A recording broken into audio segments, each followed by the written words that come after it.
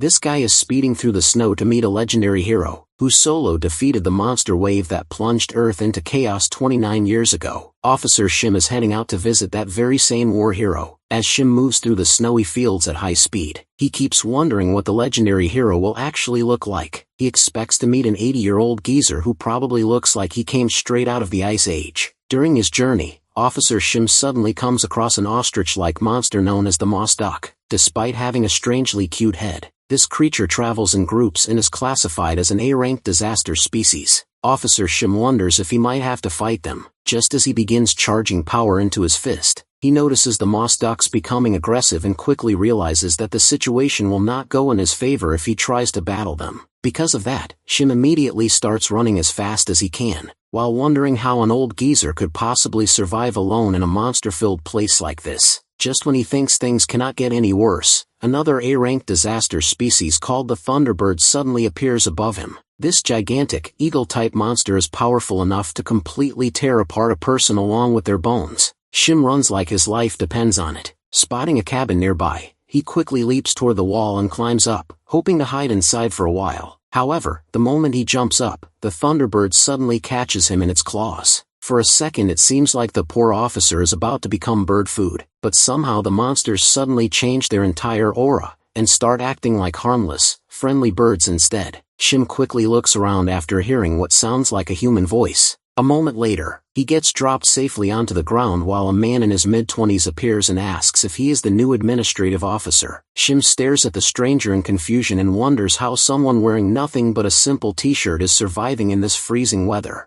As the moss ducks begin trying to climb over the wall to chase Officer Shim, the cabin owner casually waves his hand once, instantly calming the monsters down and sending them away. The man then tells the officer that he already informed the administration that there was no need to keep sending officers every single time. Hearing this leaves Shim completely stunned, and he asks the young man if he is actually the hero Kang Ho whom he came here to meet. Kang Ho looks absolutely nothing like the old man Shim had imagined in his head. The hero, who was supposedly in his 80s, invites the officer inside for something to eat, while Shim still struggles to process the fact that this young-looking man is actually an old geezer on the inside. Officer Shim follows him into the cabin, where he notices how empty the place is. Instead of questioning that, though, he immediately asks Kang Ho about the secret behind his youthful appearance. Kang Ho places a frying pan over the stove and lights it using magic, while asking the officer if he is really that shocked by his appearance. Shim explains that the other heroes who fought alongside him during the war have now become chairmen of massive guilds and all of them look properly old. Kang Ho admits that even he has no idea why this happened, but somehow his body simply stopped aging altogether. Just as Kang Ho raises his hand, a cute Thunderbird chick suddenly drops an egg right into his palm which could have easily been its future sibling.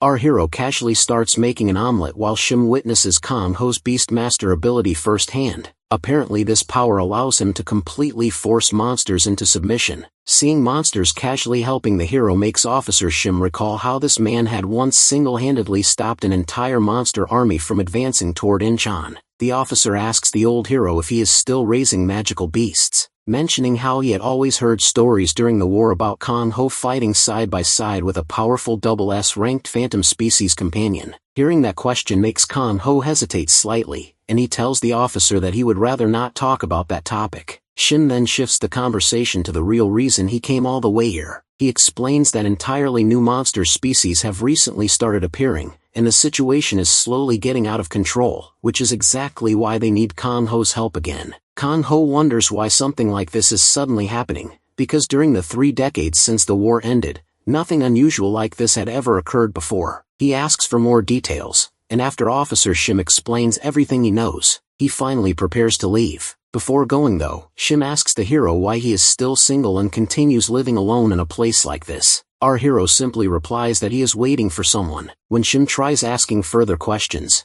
Kang Ho instead calls over his pet, an S-ranked saber tiger named Mungchi, and tells it to escort the officer back safely. The hero smiles while waving goodbye, and explains that nights become extremely dangerous around this area, which is why he is sending the saber tiger along with him. After that, Kang Ho quietly finishes washing his dishes and feeds his baby eagle and baby frog pets their meal. Just as he steps back outside, the saber tiger has already returned. Seeing Mungchi come back this quickly makes the hero suspicious, and he immediately asks the beast if it simply dumped the officer somewhere halfway through the trip. Mungchi's face instantly fills with tears after hearing his master underestimate him like that. Meanwhile, Officer Shim is completely zoned out. He keeps wondering if everything was just some strange dream, because a gigantic saber tiger had apparently carried him all the way back in its fangs at unbelievable speed as if it was nothing. The guard tells Shim not to worry because this happens to almost everyone, and eventually people just get used to it. Back with our hero, Kang Ho rides on top of Mungchi, and tells the saber tiger that they should visit their usual place once again today. Nearly 50 years have already passed since the day Kang Ho first met his companion Silwa in these same snowy fields. Not long after, he reaches the location where a shining blue egg rests quietly beneath the snow. Seeing it makes the hero recall the great battle from 29 years ago, when he had ended up surrounded by an endless wave of monsters. Back then he fought desperately, and summoned his trusted companion Silwa to the battlefield. The white fox had always been his reliable partner, and her glowing silver fur along with her beautiful eyes made her look almost unreal. That was the day Kang Ho fought together with her during the final defense battle. He managed to save the world,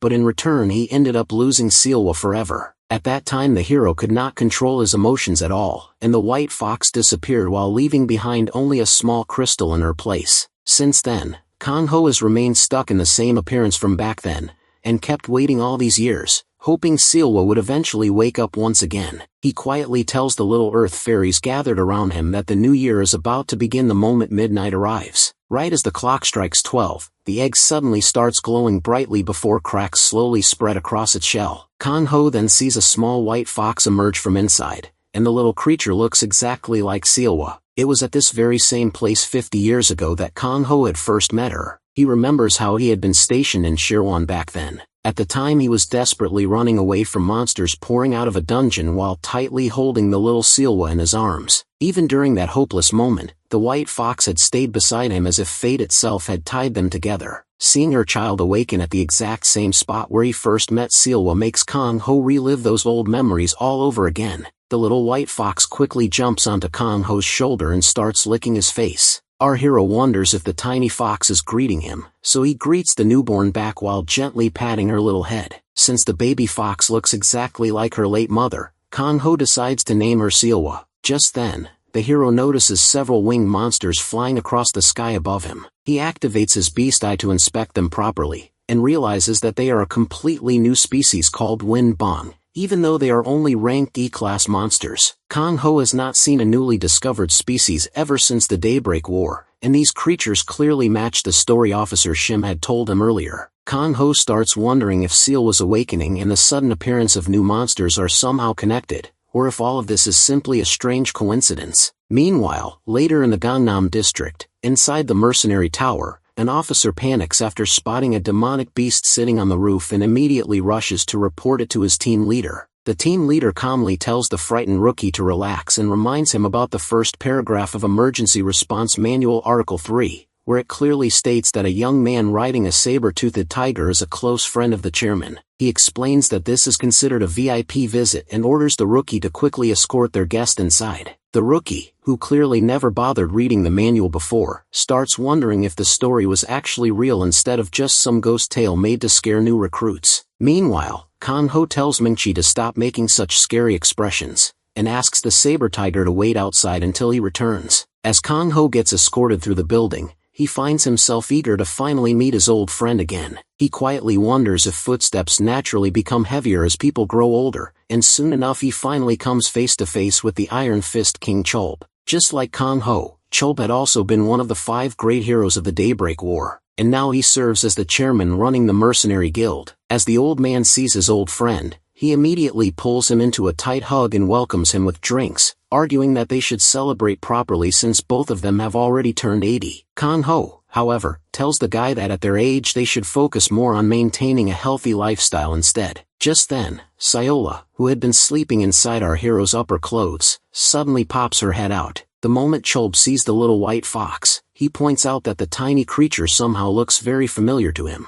A second later he gets completely shocked after realizing that she must have hatched from Sayola's egg. Kang Ho then introduces the newborn fox as Sayola. Seeing her properly, the guildmaster jokingly asks his old friend if he really came all the way here just to show off the baby white fox. After Chulp keeps insisting, both of them finally sit down together for a drink. During their small catch-up, Kan-ho brings up the matter Officer Shim had told him about earlier. After this, the guildmaster admits that he himself has been seriously worried over the issue as well. He explains that one of their rankers recently disappeared after being sent to investigate the southern conflict zone. Chulp further explains that the missing awakener was an elite A-rank hunter, and although nobody knows exactly what happened to him yet, the entire situation feels suspicious. He then tells Kan-ho that among the newly appearing monsters, some were carrying demonic energy, which was something only the monsters from the Daybreak era possessed. Apparently, creatures with this kind of power had always been extremely difficult and dangerous to deal with. What scares them the most is the possibility that the infamous Megan might reappear once again.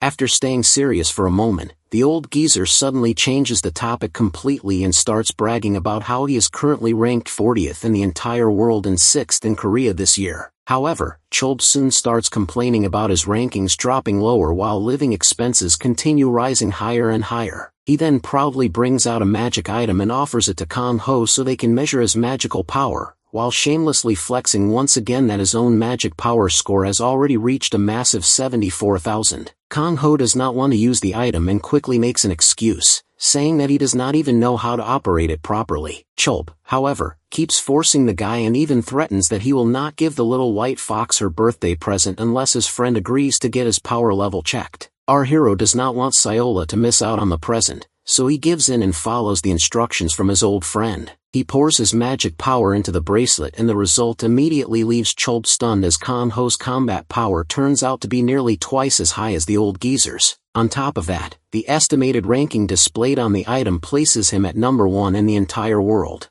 Seeing those ridiculous results, the old geezer completely loses it and asks our hero what kind of insane training he has been doing all alone in those snowy fields for decades. Kan-ho casually admits that he mostly spent his time riding around with Meng Chi and doing some farming work. The moment he hears about the farming part, the old geezer seriously starts wondering if he should also become a farmer himself after retirement. After receiving the gift, Kan-ho later heads toward the dungeon orchard located near his home. The small dungeon earned the name Orchard because it contains special ability fruit trees capable of strengthening demonic beasts. There are also earth fairies along with cute little monsters called Galagas who help the ability trees grow properly. Since Kan-ho is known as the Beast King, this dungeon had always been extremely useful for him. He places the massive fairy stone he received from the old geezer into the ground and buries it inside the orchard. The moment the stone activates, the entire place gets enhanced, the plants begin growing twice as fast, and all the monsters around happily react to the sudden boost in energy. Even the little white fox becomes excited and jumps off Kan-ho's shoulder. The hero then activates his beast eye to check Sayola's status properly. He gets slightly startled after noticing the word subspecies written under her name, and things become even stranger when her special abilities and potential are displayed as question marks. This is the very first time in 50 years that his beast eye has ever shown him something it could not properly identify. All of a sudden, Sayola senses something nearby, and her expression immediately turns serious. She quickly rushes toward a certain direction, and Kan-ho instantly follows after her. The hero even starts running beside her, and seeing Sayola move around this energetically makes him feel happy for a moment. However, that feeling quickly disappears after Kan-ho arrives at the scene and finds a group of fairies surrounded by monsters who are clearly about to do something horrible to them. The fairies scream loudly for someone to come and save them. Kan-ho notices that these earth fairies look a little different from the ones he is familiar with, and he starts wondering if the white fox rushed here because she wanted to protect them. Sayola immediately gets ready to attack the monsters, but after seeing her stand against a giant snake monster, the hero lets out a sigh and comments that even for a phantasmal class species, it is still far too early for her to fight an A-ranked monster like Titanova. The massive snake prepares to attack her, and right before it can get any closer, Kan-ho raises his fingers and activates a unique ability called Predatory Instinct. The moment the skill activates, every monster nearby is forced to see him as the most terrifying predator around. He casually grabs the giant snake with one hand and stretches its tongue out while threatening it not to return here again unless it wants to end up as snake wine. The Titanova immediately lowers its head in submission. As soon as Kanho tells the monsters that they are dismissed, every single creature turns around and runs away at full speed. The fairies cannot believe that they were actually saved so easily. However, before things can calm down, another monster suddenly appears. It looks like a giant rooster mixed with a reptilian dinosaur, and its entire body carries demonic energy. Kanho quickly activates his beast eye, and discovers that the creature is a newly appearing species called a raptor, although it is only an F-ranked one.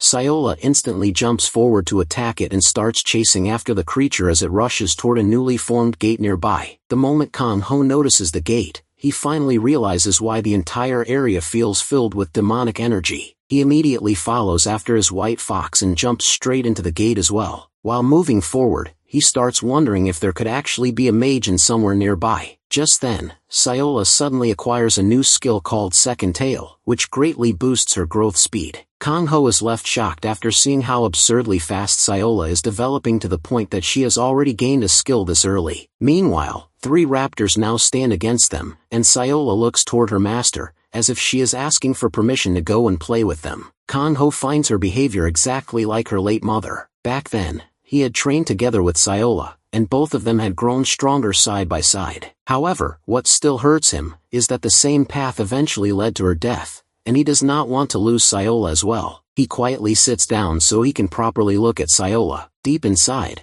he had wanted to raise her peacefully and let her live a calm, normal life, but after seeing how excited she gets for battle and how naturally she enjoys fighting, Kanho realizes that stopping her now would simply be his own selfishness. The hero smiles and tells her to quickly form a contract with him. He raises 2 fingers close to her before gently touching her forehead with them, while promising that he will raise her to become the strongest. A glowing bloody light bursts out and a contract ring forms on Kanho's hand, proving that the contract has successfully been completed. Since she is still only a baby, Kanho tells her that he will share his mana with her and encourages her to play around as much as she wants. Sayola immediately gets excited and rushes toward the raptors. Kanho then activates his unique ability that allows him to share senses along with mana and physical abilities with his contracted beast. Through the connection, he guides Sayola to stay calm and patient instead of blindly rushing into battle. He makes her wait carefully for the correct opening, and then finally gives her the signal to attack. Sayola instantly leaps onto one of the raptors and bites directly into its neck, taking the creature down in one clean move. Right after that, she activates another skill called Overpower, which allows her to absorb demonic energy from monsters she defeats and subdues. The moment the demonic energy leaves the creature's body, the monster loses all hostility and returns to normal. Just then,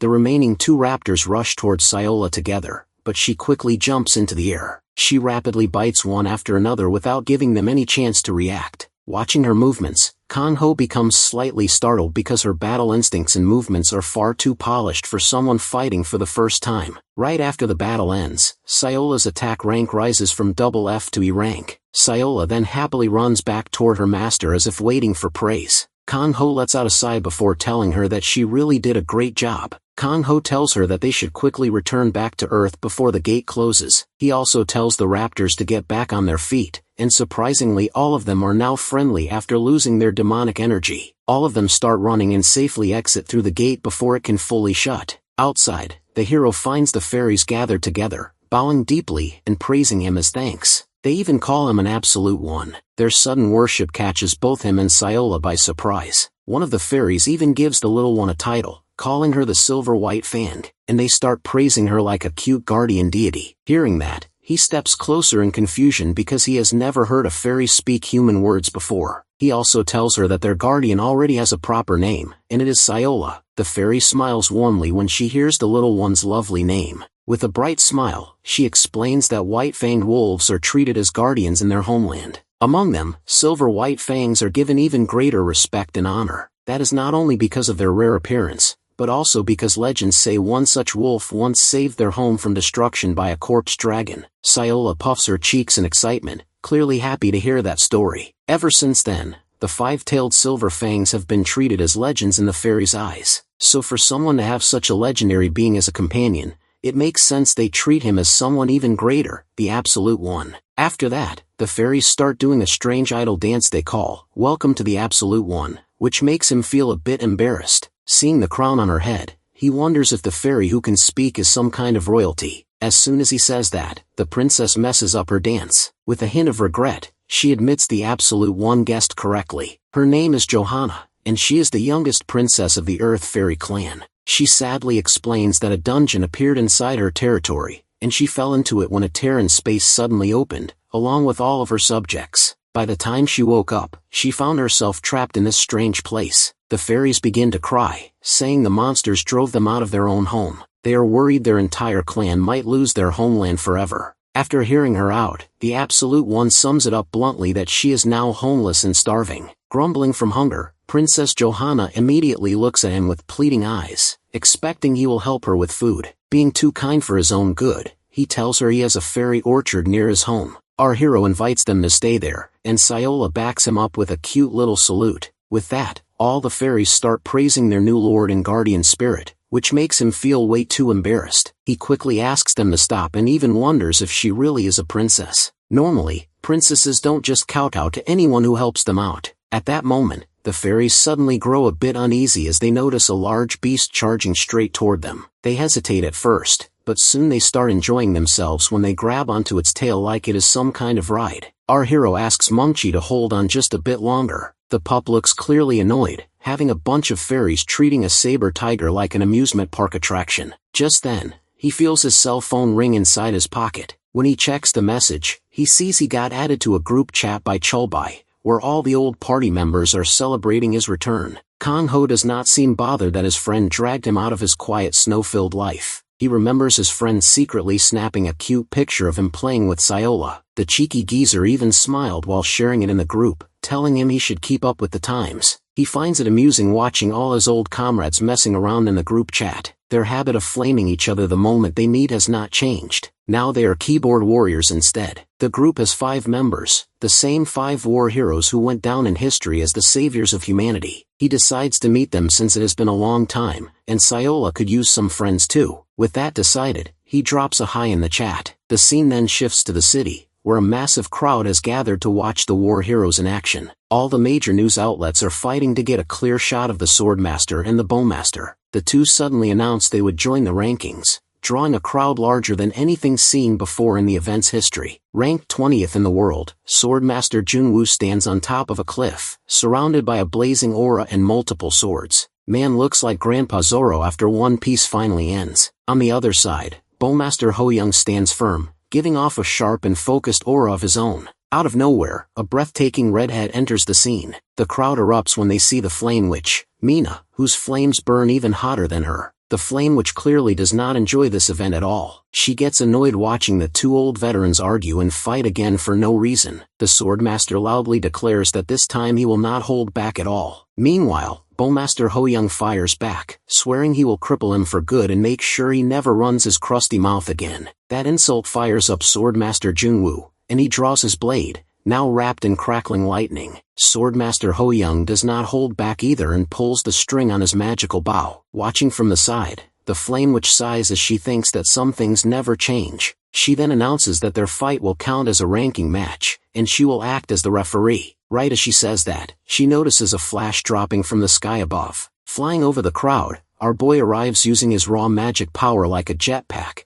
traveling all the way from the snowfield to the city. He lands smoothly behind everyone and blends into the crowd before anyone notices him, but the Flame Witch catches it and calmly tells the 2 veterans they might want to call it quits for this year's rankings. Swordmaster Junwoo gets triggered, clearly offended by her words. Bowmaster Ho-young also snaps back, saying she must be joking because they cannot back out now. With a sly grin, Mina asks if they can repeat that in front of Kang Ho. The moment they hear that name, both masters freeze on the spot. Right on cue, our boy raises his hand from the crowd and gives them a casual smile. Ho-young jokes that he never expected to see his face again before his own funeral. Meanwhile, Junwoo squints, trying to figure out what the white, fluffy thing sitting on his head even is. Our hero tells Sayola she will be going shopping with his old friends and asks if she is excited. The little fluff blushes in excitement, even though she has no idea what shopping really means. The scene then shifts to the Swordmasters Guild, where the next generation trains in swordsmanship. After stepping down as leader of one of the 3 major guilds, White Knight, Junwoo built his own place. Inside, there is a warehouse packed with medicinal herbs stacked to the brim. Our hero is surprised to see he even has moonsaults, which are extremely rare and cost a fortune for even a small amount. They act like steroids for magical beasts to grow stronger, which is why Sayola wants to take a bite the moment she smells them. Junwoo remarks that she really resembles Sayola a lot and tells him to take good care of the little fluffball. He then asks if he is actually planning to feed her all 20 moonsault roots. Standing outside, Ho-young jokes that he should hurry up and loot the place before the stingy penny pincher changes his mind. That comment annoys the swordmaster, who argues that he set those aside for Kamho a long time ago. Our hero thanks his old friend, and the man complains that they should meet more often. He promises that he will. With that said, Ho-young looks at the group with a wide smile and says, "It is time for a party to celebrate his return after 15 long years." The table is filled with strong alcohol laid out for everyone. Both old veterans challenge our boy to a drinking game after hearing stories about how much he drank with Cholbai. Seeing that, he realizes they may look older on the outside,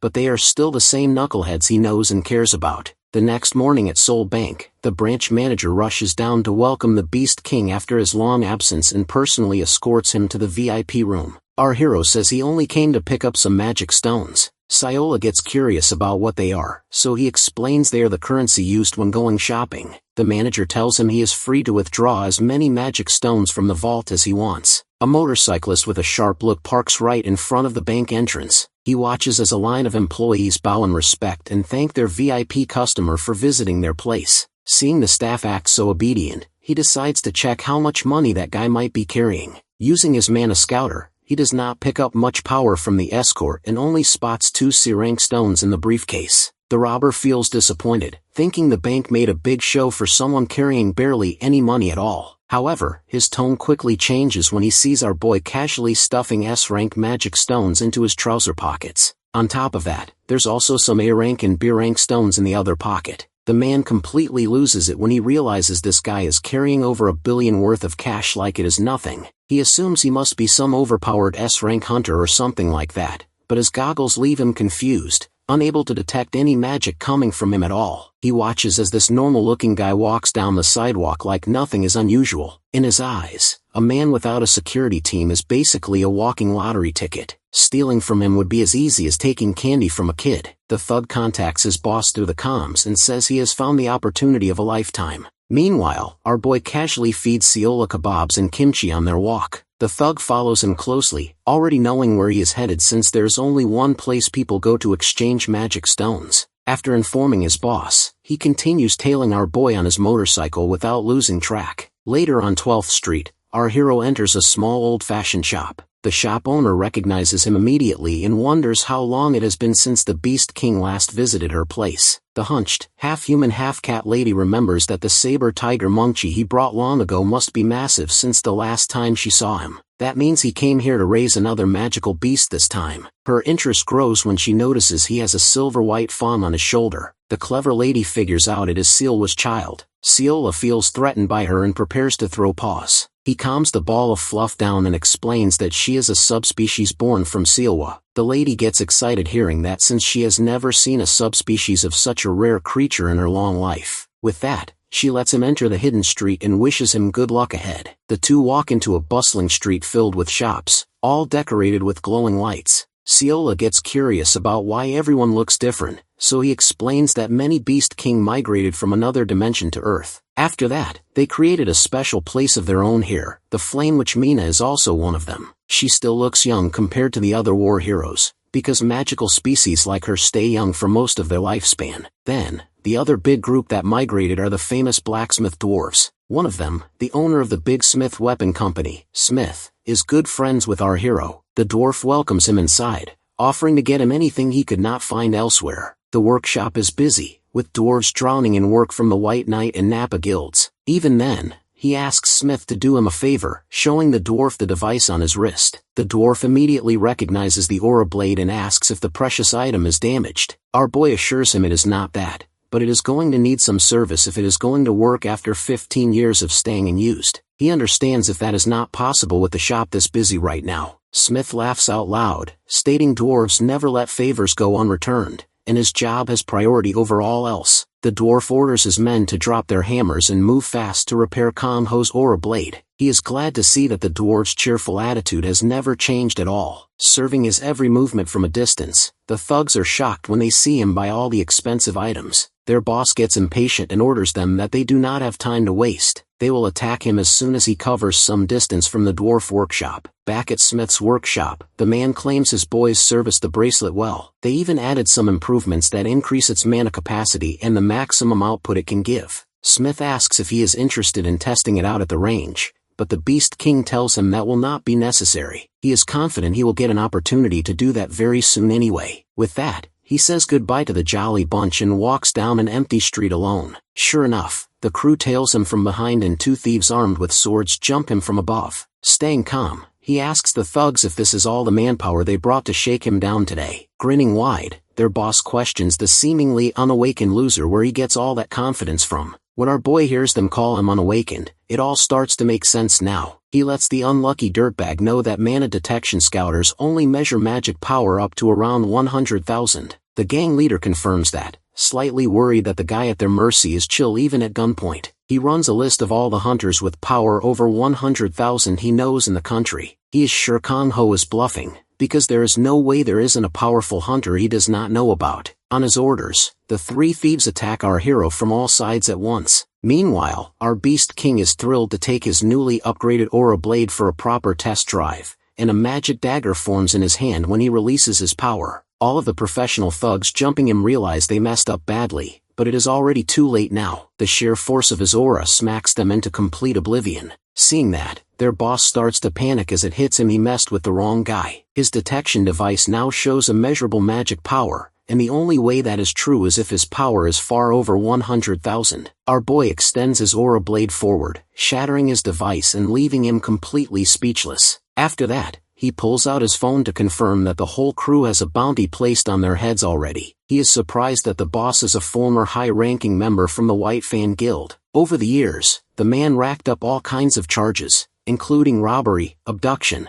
and multiple murders. The boss knows he cannot fight her way out of this now, and tries to think up an escape plan. So he uses his unique skill as an assassin, which grants him lightning-fast movement. He wall jumps out of the alley in the blink of an eye, thinking he will get away safely since he has never failed to escape with this skill before. My guy casually appears next to him, curiously asking why he lives his days as a petty thug when he clearly has the skills to achieve greater things. Without holding back, he slaps the moron in the face. That sends the boss crashing right back into the alley he just escaped from moments ago. Dazed from the fall, he is puzzled why a former top 50 ranker like him is getting overwhelmed like this. Deciding it is time to get serious, he draws his dagger and takes a battle stance. As he wonders where his opponent went, our boy appears behind him and sends him flying with another clean punch. He warns the guy it is dangerous to play with weapons, and shatters the tiny knife with his aura blade. Its fragments fly straight at the Raider gang boss, whose clothes are shredded down to scraps. The Beast King approves of the improvements Smith's craftsman made to his mana blade. It's more efficient, making his power output and control even sharper. Even after all that, the boss stands up again, refusing to give up. He grows curious why the man who seems like he is from the war generation is still this stubborn.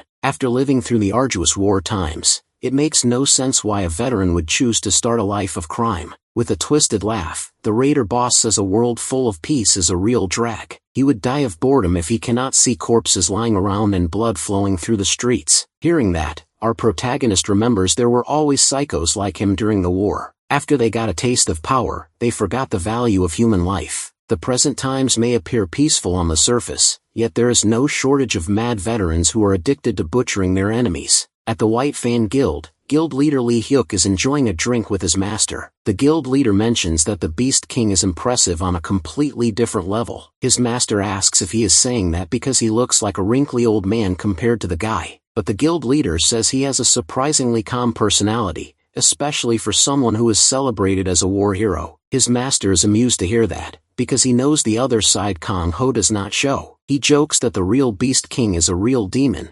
especially when he gets his hands on a criminal. As they speak, our Beast King offers the Raider boss some kindness. He says he is glad to end his life if he finds it so boring to live in peace. His aura-packed punch shatters the boss's jaw in one hit. Then, he blinks behind the man midair and continues to pound his face until it is so battered even a mother would struggle to love it. Soon after that, the sword master receives a call from him. The man is excited, since it is his first time receiving a call from his friend, a video call at that. When he picks up, our boy asks if he recognizes his former executive in the guild, now covered in bruises and broken bones. Showing no sympathy, the guild master angrily yells that he is the dirtbag who has been ruining his guild's name. The White Fang leader calms him down as he starts ranting about tearing the guy apart. Kang Ho says he will deliver the boss and his gang over soon. Then, he makes the raider boss take him to a nearby warehouse where they keep everything they plundered. The man claims there is not much left, because most of it was already stolen by the Phantom. Like Joker from Persona, the Phantom is a mysterious thief who has never been caught and always leaves a black card as a mark of his work. Since he revealed all that, he expects our hero to show some mercy and let him go. He agrees, but a punch to the mana core brutally reveals that it was just a bluff. Making sure he cannot use magic again is his way of showing mercy. At the same time, it is a harsh punishment for someone who would rather die than live an average slice of life anime. He tells the lowlife to atone for all the innocent lives he ruined and learn to appreciate the peace this era offers. With that, he tells Saola it is time to go home and eat dinner. But before that, they will take a nice thing called a bubble bath together. The scene then shifts back to our boy's cozy home, where the little fox is desperately trying to get away.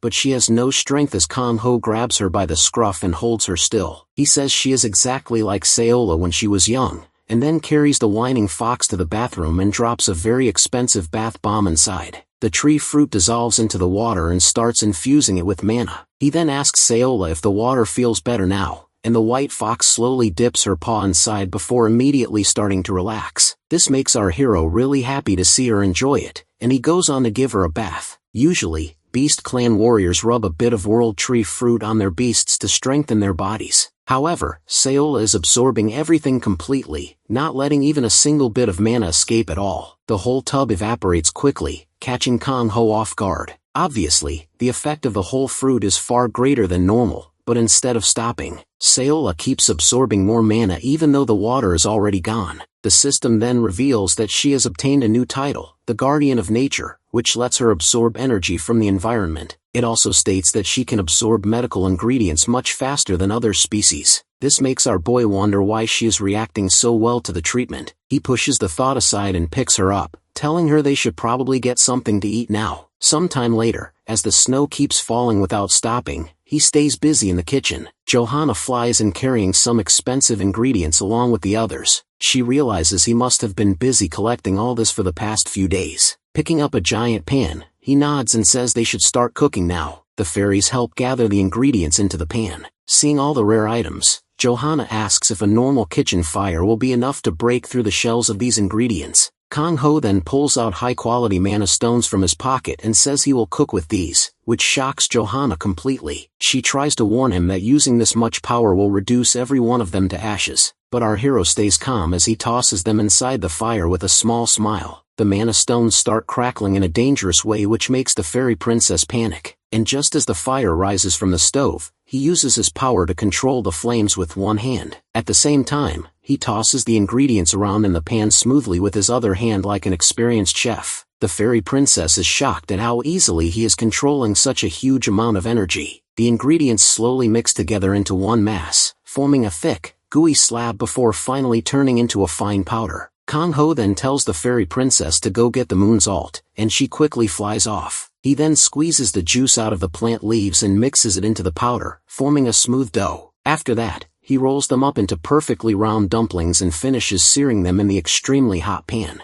Our hero offers the first one to Johanna, but she immediately refuses and says one of those mana-packed bombs would make her burst like a balloon. She then looks away and adds that the dumplings were never meant for her anyway. Meanwhile, Saola is openly drooling and asks if all of that is for her. Our boy bends down and offers only one piece since they are too strong, but the white fox is still happy as she rushes forward. She gobbles down the dumpling like she has never eaten food in her life before and feels her body starting to charge up. Not being able to control the energy, she suddenly dashes away at full speed while her body starts growing. Johanna cannot believe that the white fox has grown to twice her size in a single moment. Kang Ho just smiles and runs after her across the snowy land, happy to see her develop this quickly. As he runs, he starts thinking about how life would have been if he had given the same care to Seola. He cuts himself some slack, since back then he did not know much about raising beasts. Our boy always fought without hesitation alongside his companion, but he did not have the means to feed her properly or let her rest enough before the next fight. The thought keeps bothering him that he should have taken better care of Seola. Instead of staying stuck in the past, he chose to use these thoughts as motivation and studied beasts even more. Returning to the present, he slows down and watches Seola as she jumps into the air in excitement.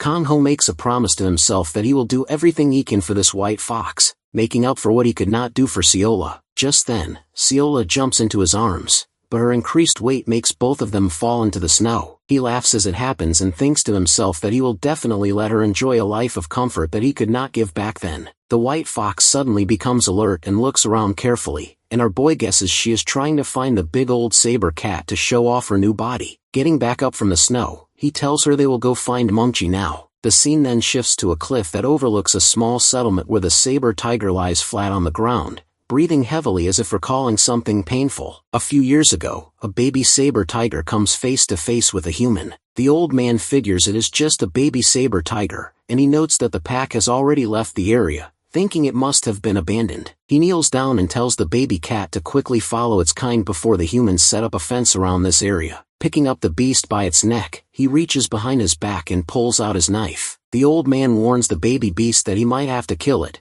but the small cat only wags its tail at him. Both of them suddenly sneeze at the same time, leaving them both standing there completely shocked for a few seconds. Removing his hand from the knife, the old man instead starts searching through his pocket. He pulls out a piece of beef jerky and offers it to the beast. The baby saber tiger happily eats it while the old man says that life has been hard for both of them. The baby cat then licks his nose, which causes the old man's heart to melt. The man then turns to leave and tells the baby beast to take care of itself. The next day, the baby cat opens its eyes and sees that his human savior has returned and immediately jumps into the guy's arms. From that day on, the old man continues taking care of him, and the little guy grows quickly until he becomes large and healthy. He decides to name the furball Mungchi, and the beast seems pleased with the name. One day, the two sit on a cliff overlooking the settlement. The old man shares that he lost his family to monsters during the Great War and that he also caught a dangerous disease from another world after wandering for a long time. Regardless, he says he could not bring himself to kill the beast, even though Mungchi's kind is his sworn enemy. Instead, he sees a younger version of himself in the saber tiger, someone abandoned by fate and left alone.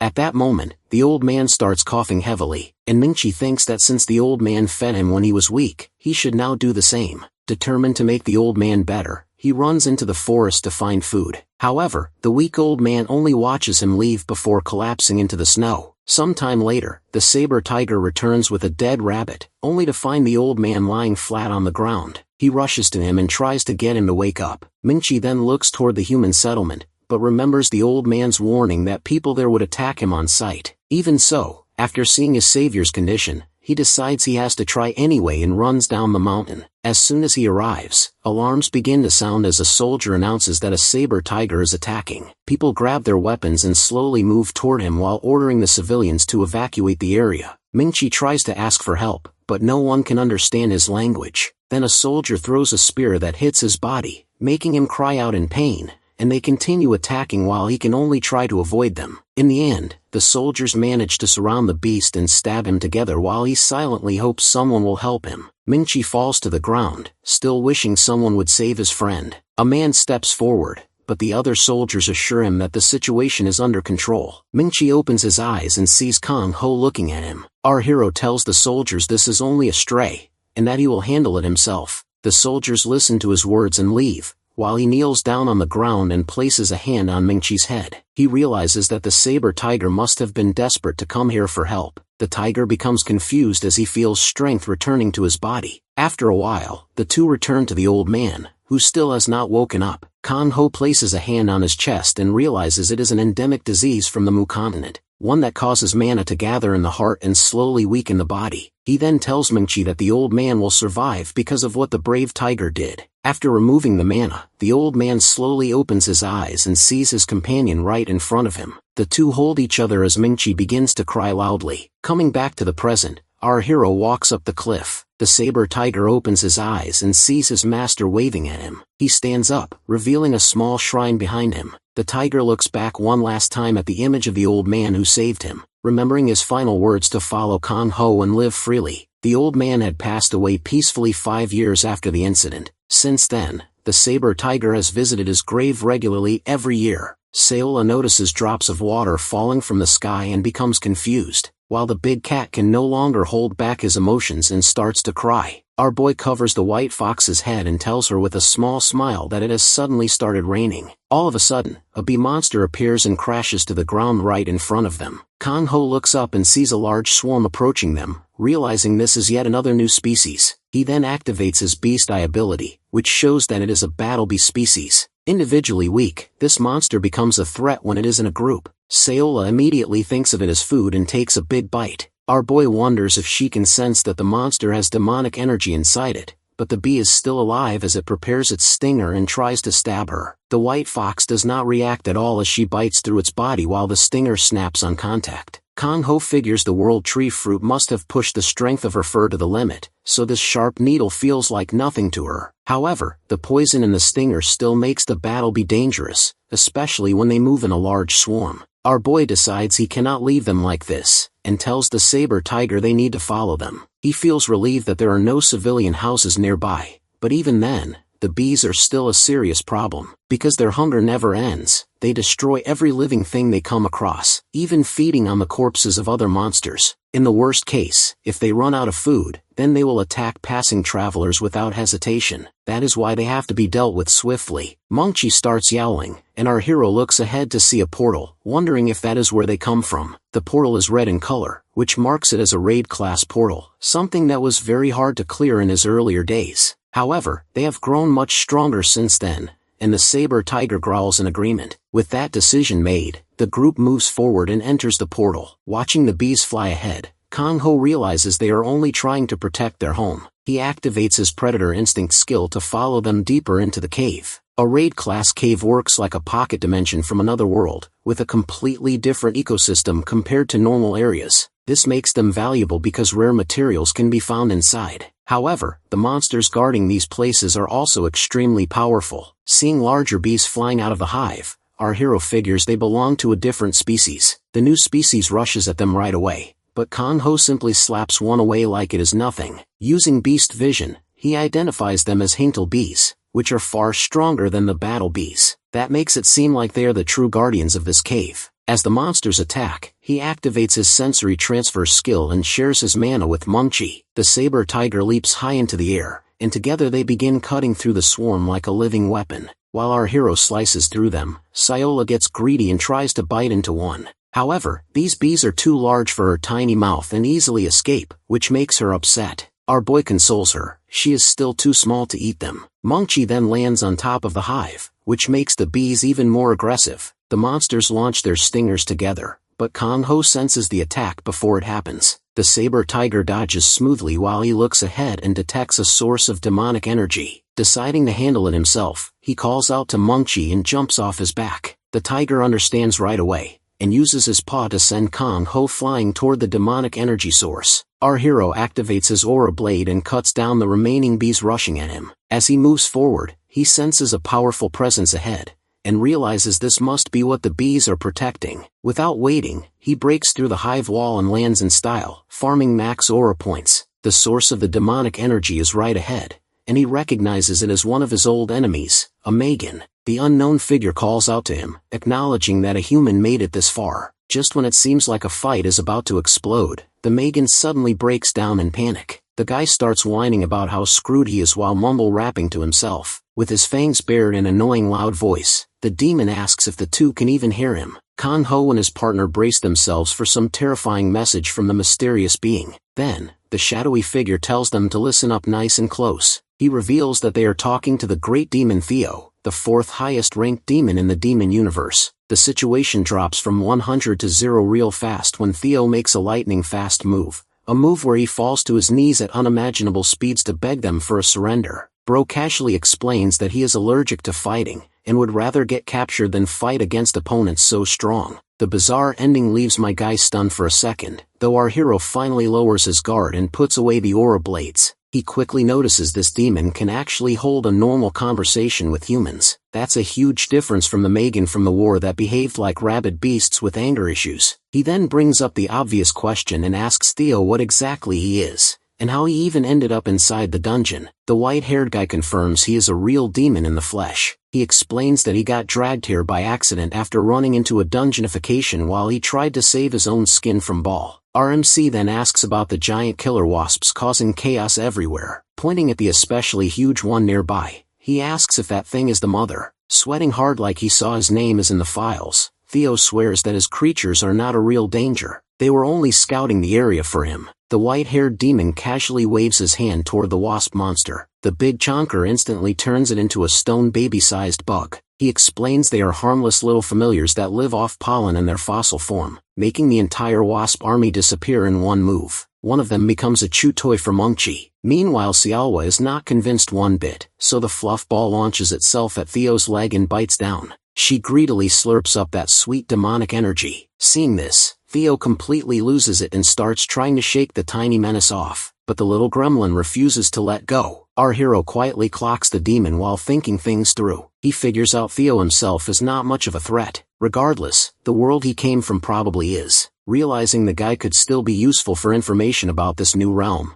he decides to seal the newcomer's mana core just to remove any possible danger he might bring later. Bright purple mana flickers around our MC's hand as he grabs the demon by the chest without warning. Theo reluctantly screams in shock and crashes onto the floor. The poor guy looks up helplessly into our hero's cold eyes while he coldly tells him to quietly follow orders and stay in line. He also makes it clear that trying anything stupid will cost him his life. Left trembling and powerless by just a human, Theo reluctantly agrees. The scene shifts outside the newly appeared raid class gate. Guilds from all over have gathered there with their strongest hunters, all hungry to get their hands on the loot waiting inside. To decide who gets first dibs on raiding the gate, the guilds start holding matches between their top fighters to see who is actually worthy of the loot. A tall blonde aura farmer named King absolutely steamrolls the competition. To rub it in, he makes sure to flex every win on social media like a pro-clout chaser. While Blondie uploads another post glazing his own easy victories, a massive guy named Broken steps up to challenge him. The poor bastard is already losing patience while waiting for King to finish admiring himself. Both fighters charge at each other, fully ready to fold the other guy on the spot. Meanwhile, near the gate itself, our MC arrives with his freshly captured demon tagging along behind him. Broken suddenly gets launched straight toward them by the King,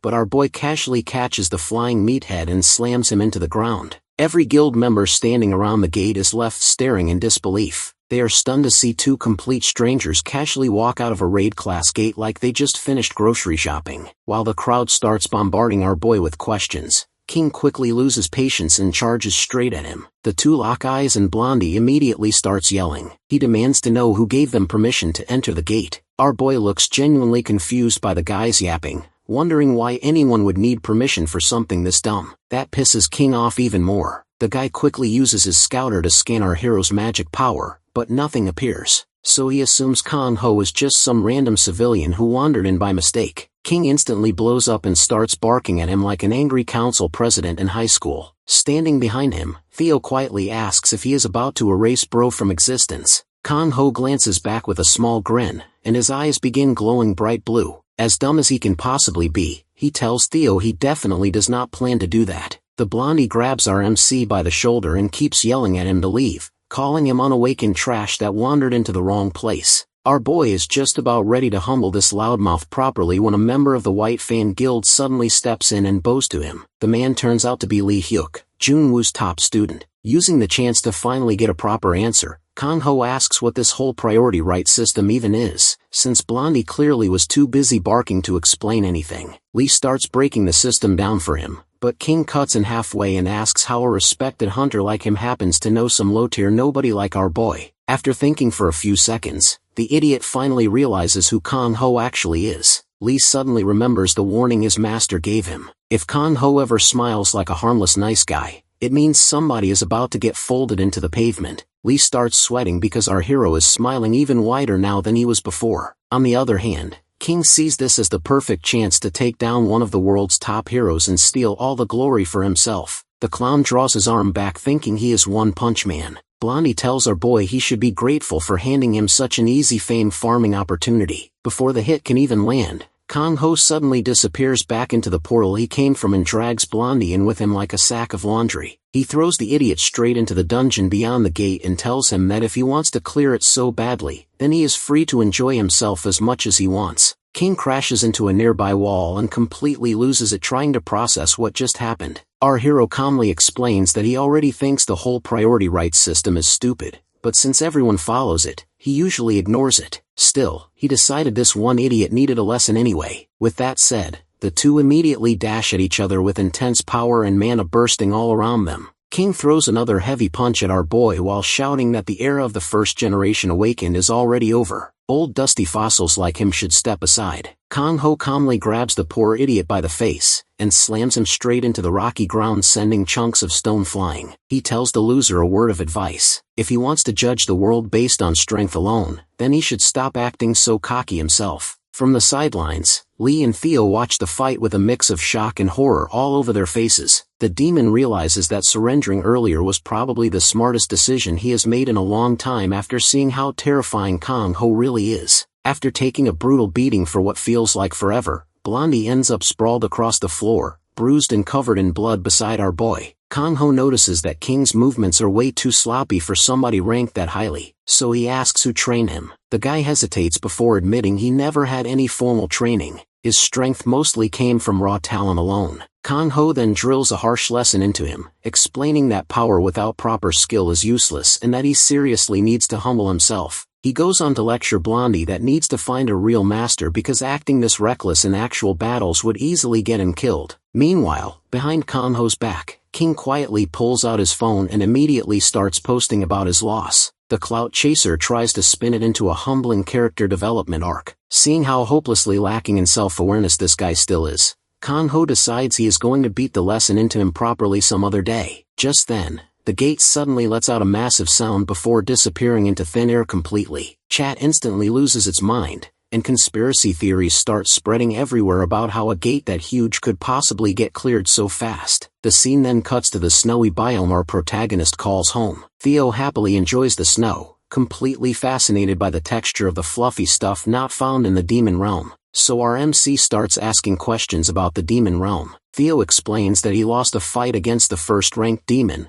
Ball, and had to run for his life. Somehow he accidentally ended up inside their dimension in the middle of that. The demon also mentions that before he escaped, a huge number of new gates had started opening toward entirely different dimensions. Our hero gets flashbacks to a similar situation back during Daybreak, when new species started appearing out of nowhere. He keeps questioning his prisoner about the power level of that dimension. Theo smugly responds that if he really wants to understand his abilities, then he will have to undo the seal first. Seeing he does not have many options, Kang-ho lifts the seal he placed on the demon. Within seconds, Theo prepares to show off his full power. A surge of demonic energy spreads out, and skeletal limbs begin rising from the ground around them one after another. Theo starts chanting, and a dark smile creeps onto his face as an entire army of skeleton demons emerges from beneath the earth. To his shock, Theo turned out to be a necromancer. Laughing loud and proud, Theo reveals that his original power allows him to command the undead. At his will, he can turn almost any dead body into a familiar that will follow his commands without resistance. Seeing the undead skeletal doggos, our boy is caught off guard by how rare his class is. No human in history has awakened a power like necromancy that can bring the dead back. Interrupting the demon's peak moment, Seola comes rushing in, acting like it is snack time.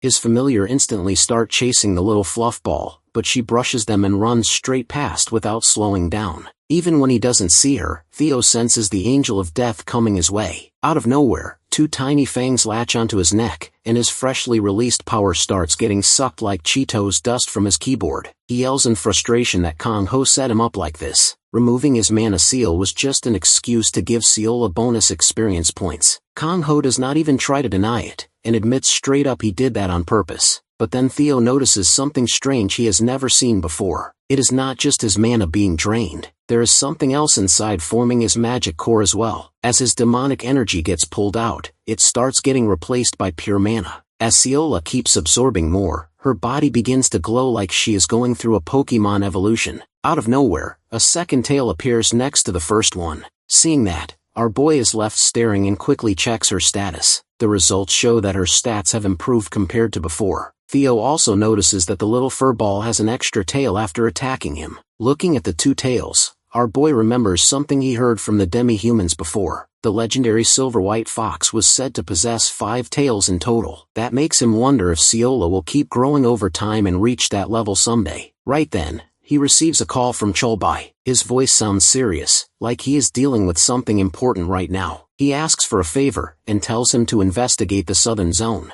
One of his guild's strongest rankers, rank 30, codename Hound, disappeared during a mission there. He cannot act himself, since most of his men have already returned from that area. Kang Ho pauses when he hears about the southern zone. He is not too surprised though, since most of the trouble has been coming from the south lately. The scene cuts to the gateway that separates the southern zone from Taejon. It is explained that the only reason Taejon is even livable, unlike the danger zone right next to it, is because one of the 4 strongest guilds, Levidan, keeps it under protection. Our boy walks up and scans his ID at the gate. A soldier immediately salutes the king and shows respect when he asks them to open it. The soldier does not hesitate, but he cannot help asking who the weird white-haired guy next to him is. Watching his homeboy eat that lollipop like an idiot, our boy says he is just his assistant, so he does not need a separate ID. Hearing that, the soldier lets him through. On the other side, he sees a completely barren city, with rusted buildings and roads that are falling apart. Back 30 years ago, our boy managed to secure the northern zone.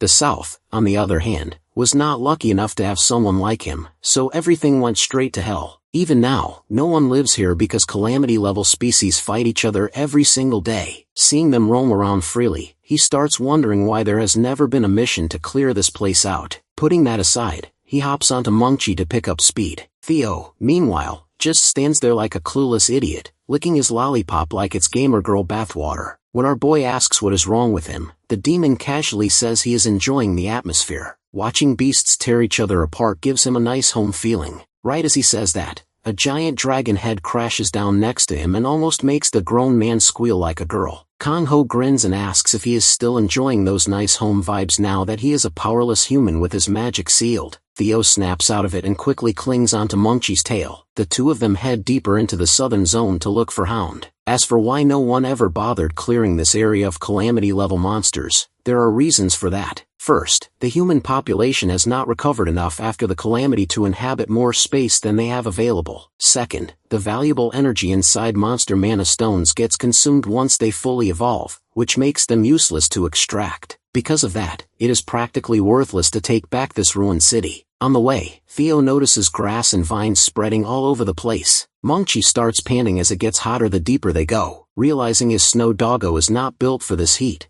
they decide to stop and continue on foot. Right then, they hear a loud scream, making him wonder if someone is actually out here in the middle of nowhere. Then there is a massive explosion in the distance, with green shockwaves of magic spreading out from the blast site. Adding to the chaos, the threat is so terrifying that all the monsters in the area start running for their lives. Looking toward the source, the two spot a single spiky-haired scion posing over a mountain of corpses. Our boy is confused to see him, because all of Cholb's guild members were supposed to be gone. But after a moment, Kang Ho realizes he has seen this guy somewhere before. Suddenly all of them recognize the guy, and his name clicks at the same time. Our boy wonders what the hell he is doing here, and if he is about to throw hands again like last time. But instead of attacking, the guy bows respectfully and greets them. Even Theo is thrown off, pointing out that the dude suddenly learned some manners. King directly asks what brings them here. Our boy tells him he has some important business to handle. He fires back he is the one asking questions here, and demands to know what he's doing in the middle of nowhere. Acting all proud, King says he is here to train. Hearing that, our boy is surprised. No sane person would casually walk into a zone crawling with deadly high-rank monsters. But then again,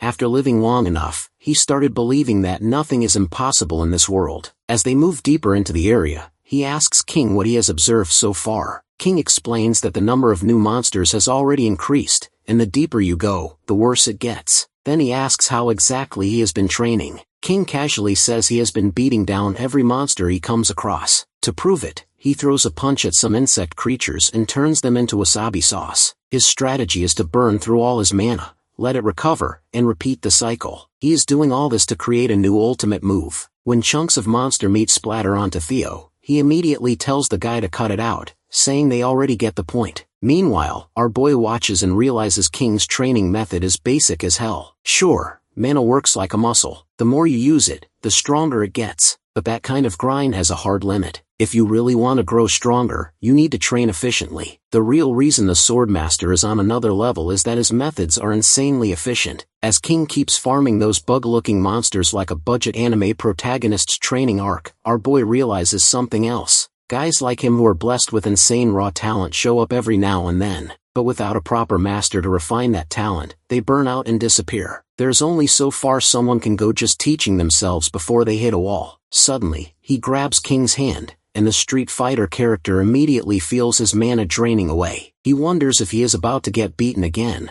but our boy tells him to relax. It is fine if he wants to create a new ultimate move. The most important thing in combat is balance. He explains that if he loosens his strength, the enemy will try to aim for his weak spot. At that moment, he should calmly take a breath in and strike back by surprise. That should allow him to finish the fight with minimal effort. He makes it clear that the body and mana must move in perfect harmony. Right now, his mana is much stronger than his physical body. With that, King follows his instructions to the T.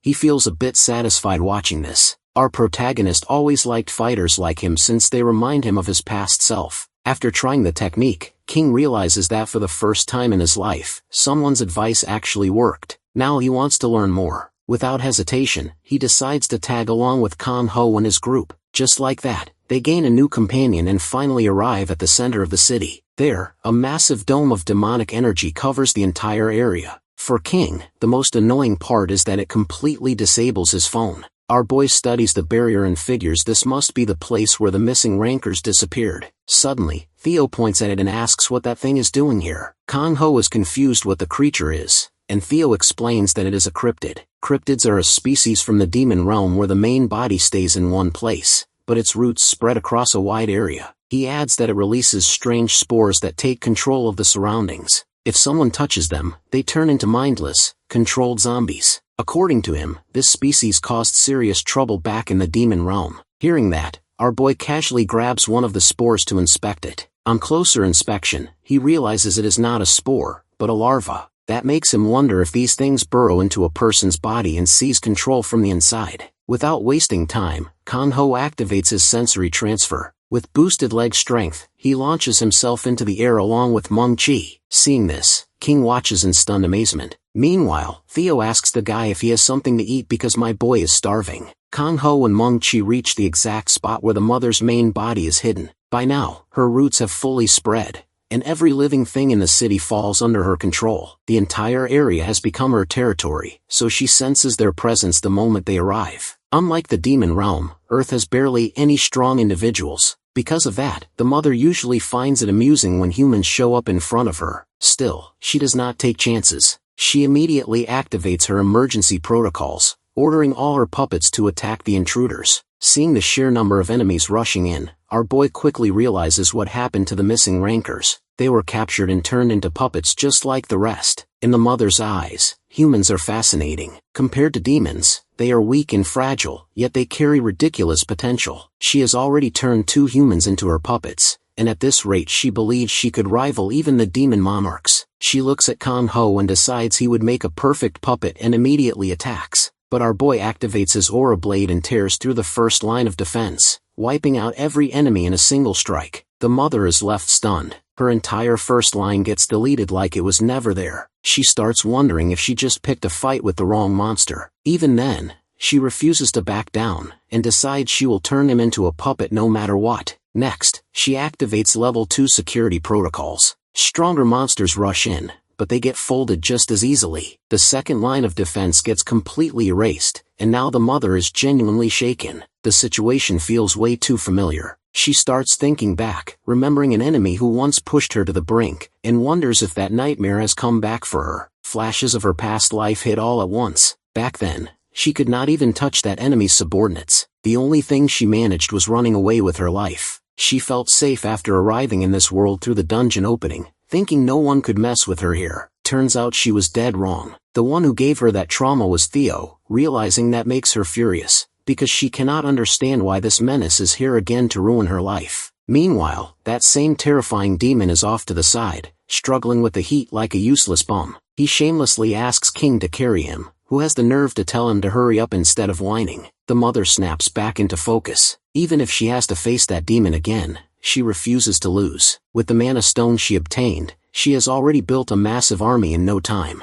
Confident in her power, she activates level 3 security protocols and summons her royal guards. Out of nowhere, a giant dragon appears in front of Kang Ho. Without hesitation, he jumps straight at it and lets himself get swallowed. For a moment, everyone assumes he just threw his life away. The mother thinks she has finally won, but inside the dragon our boy goes to work. Within seconds he tears the beast apart from the inside, killing it instantly. Now the mother starts to panic. Her third line of defense is already gone, wiped out without leaving anything behind. Worse, she cannot even sense Kang Ho's location anymore. Then, our boy shows up right behind her and says he did not expect a plant-type monster. The mother is shook trying to figure out when he even got there. At the same time, Meng Qi tries to bite the mother like she is pet food, but Kang Ho immediately tells him to stop. The mother freezes, confused, staring at the small thing and wondering what kind of freakish creature it even is. A moment later, King and Theo arrive at the scene. Our boy looks at Theo and asks if this is the one he mentioned. Mother goes stiff the moment she sees Theo, and the demon confirms she is the main body. After taking a closer look, he adds that she feels strangely familiar. Seeing Theo, the mother raises her voice in anger. She realizes he is the one behind all of this. She wonders if this human is also one of his subjects, and decides she will not let history repeat itself. With full resolve, she says she will defeat him no matter the cost. Right after that, she activates the mana stone. Theo recognizes it immediately, and warns that she is trying to self-destruct and take everyone with her. Our boy looks at it and asks if she can actually pull something like that off. Hearing that, the mother pauses. She cannot understand why he is so calm about it. Kang Ho steps forward and says the situation is no longer something they can talk through. He decides to remove the most dangerous part first. In one move, he strikes and separates the mana stone from her body. The mother understands right away. Without the mana stone, the explosion will not be strong enough to wipe them out. Before she can react, Kang Ho attacks again and cuts her main body away from the roots. She is left wondering what kind of monster she is dealing with. Without hesitation, he kicks her into the sky where she explodes on her own. After everything settles, the area returns to normal. King says he is going to take a picture and post it on Discord. Theo admits that Kang Ho is stronger than he first thought. In the middle of it all, our boy looks at the mana stone he just obtained. He notes it is an eternal crystal, holding a strange power tied to the essence of the earth. No matter what it actually means,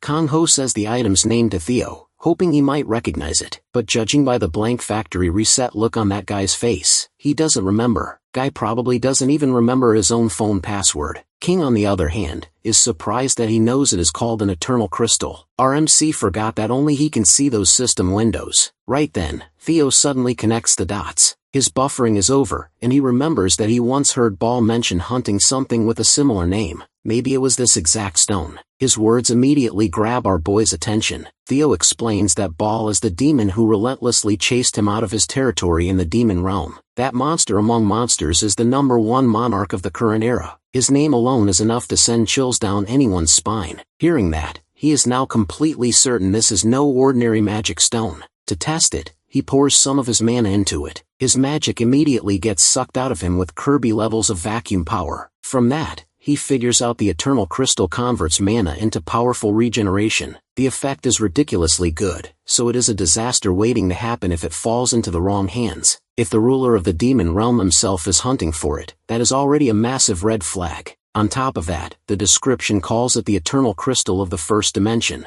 That means more of these exist in other dimensions. If someone from another world gets their hands on this kind of power, they might eventually show up on Earth one day. With that in mind, Kang Ho decides to keep the crystal on himself for now and tells Theo it is time to head back. Out of nowhere, King calls him sensei and shamelessly acts like he is part of the squad now. Like an overexcited golden retriever with zero self-awareness, he declares that he has found his life's purpose. He must train under his strong master. While our boy respects the enthusiasm, he is absolutely not interested in babysitting a walking headache. King takes the rejection like a champ and asks for just one chance. He throws in that his cooking alone makes him worth keeping around, but he still tells him to go find another master, but the stubborn mutt refuses to budge. After peaking way too early in life, he hit a hard skill wall. No one except Kang Ho has managed to push him past his limits. Sneaky as ever, Theo leans in and whispers that having someone around to cook would actually be pretty nice, since whatever they are eating right now tastes like recycled garbage. Our boy still feels like dragging this guy along would be a pain. King is already a double S class. That's a level nobody reaches at his age unless they were trained by some top-tier master since childhood. The guy's annoyingly bright golden retriever smile starts getting to him, so he asks King if he is ready to follow any condition he sets. Without even blinking, King agrees to do whatever it takes. Bro does him dirty right away. His first challenge is to run all the way back to the city, with 0 mana allowed. Theo just stares, shocked that this lunatic actually is down for something that sounds straight up impossible. But once King's slow processing brain finally catches up to what he just agreed to, even he looks stunned. Meanwhile, Kang Ho casually walks over to Meng Qi and mentions he did it in 3 days, so he expects his disciple to pull it off too. That night at the Mercenary Guild, Cholb finishes informing another family about their son who died in battle. The weight of it clearly bothers him, especially with the growing threats from the demon realm, not to mention dangers they do not even know about yet. He thanks Kang Ho for handling such a difficult mission. Our boy brushes it off, saying they are even since the fairy stone he got earlier was worth it. The Iron Fist King gets emotional. No matter how many times he loses people close to him, it never gets easier. Our boy responds calmly, saying that losing people is not something anyone truly gets used to. A leader like him, who mourns even the lowest ranked members, is probably the reason his guild stands so strong. While Cholb is still grieving, Kang Ho suddenly brings up the new phone on the market. He says someone he knows has been nagging him non-stop to get one. The man looks completely confused, asking how his fluffy beasts would even use a phone. Kang Ho facepalms at the brain-dead question and turns to leave. His friend quickly calls out, asking why he is rushing off when they were supposed to grab drinks together. Our protagonist Rain checks him, saying he has an urgent meeting with someone who needs that phone. On his way out, he notices one of the photos on the desk is flipped face down. He picks it up, which surprises the Iron Fist King enough to make him pause. Looking at it, he remembers the day that picture was taken, and mumbles that the list of his regrets keeps growing the longer his old self stays alive. In the photo, the 5 war heroes stand together long before they became legends. Behind the younger version of our boy, there is also a tall figure. He is someone whose name never made it into the history books, not because he was weak, but because he is someone better left unspoken. When Kang Ho quietly says Junsik's name, Chilby admits that man is one of his biggest regrets even now. The scene shifts to a nightmare inside Theo's memories. He finds himself back in the worst storm he ever witnessed in the demon realm. Thunder tears through the sky as his army of familiars, his guards who protected his territory, are wiped out within minutes. Right in front of him, his giant castle is reduced to flames and smoke, and he can do nothing, because the one behind it all is a demon who still haunts him. Every part of him trembles at the memory of Baal, who is the most dangerous monarch in the demon realm. In Baal's hand, Theo recalls seeing a perfectly round black magic stone that made him strong. What made everything worse was a blatant betrayal. They had an agreement not to interfere with each other's affairs, yet Baal attacked anyway. When he demanded an answer, Baal did not bother replying. He simply smirked, like mocking a fool who thought a meaningless promise would protect him. Without hesitation, Baal struck him down, draining his magic until there was barely enough left to keep him alive. As Theo screamed in pain, the demon coldly declared that he would ascend to a higher level. To do that, he needed the magic from Theo's sea wraiths, and Theo should feel honored to become his stepping stone. At his limit, the memory snaps Theo awake in bed. For a split second, he thinks his mana will be sucked dry, only to realize a tiny demonic fluff ball is doing exactly that. Seeing this ridiculous scene, Kang Ho immediately tells Seola to stop licking the filthy demon before his germs rub off on her. Humiliating as this life is, Theo realizes it is far better than seeing Baal again.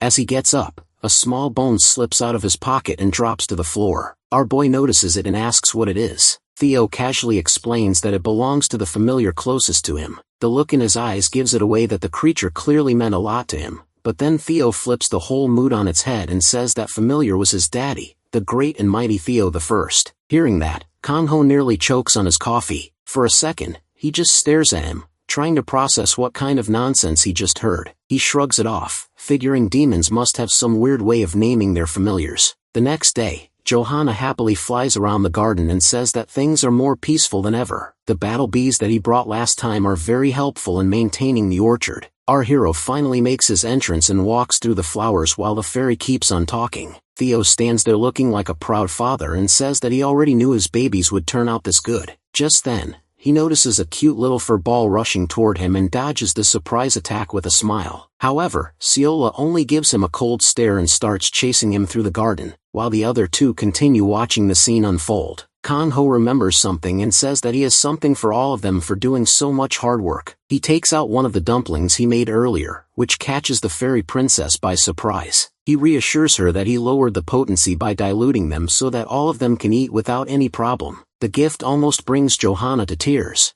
but our boy quickly tells her that dancing is forbidden before she starts another musical. She thanks him for the meal and quickly takes a bite. Just immediately, she feels the energy flow through her body and her size begins to increase. The fairy princess gets worried that the effects are still too strong and that she might actually explode. After the growing ends, our boy pats her on the head, pleasantly surprised that she grew this much so quickly. Meanwhile, Seola is still busy chasing Theo to get that juicy demonic energy. Just then, the demon notices a figure coming toward them in the distance. Kanho also becomes alert but then smiles and says that it took the guy 2 days to reach here. Kang is barely holding onto consciousness as he slowly moves forward. Theo praises his persistence while Seola finally catches him and sucks up that demonic energy. The blonde says that he ran all the way here without mana as he was ordered. As he tries to cross the fence, his foot gets caught on the wood and he falls face first. He then immediately passes out while Johanna wonders who this random human is. Our boy tells her to relax and introduces the blonde as his disciple. A few hours later, Kang is still sound asleep while our hero is busy scrolling on his phone.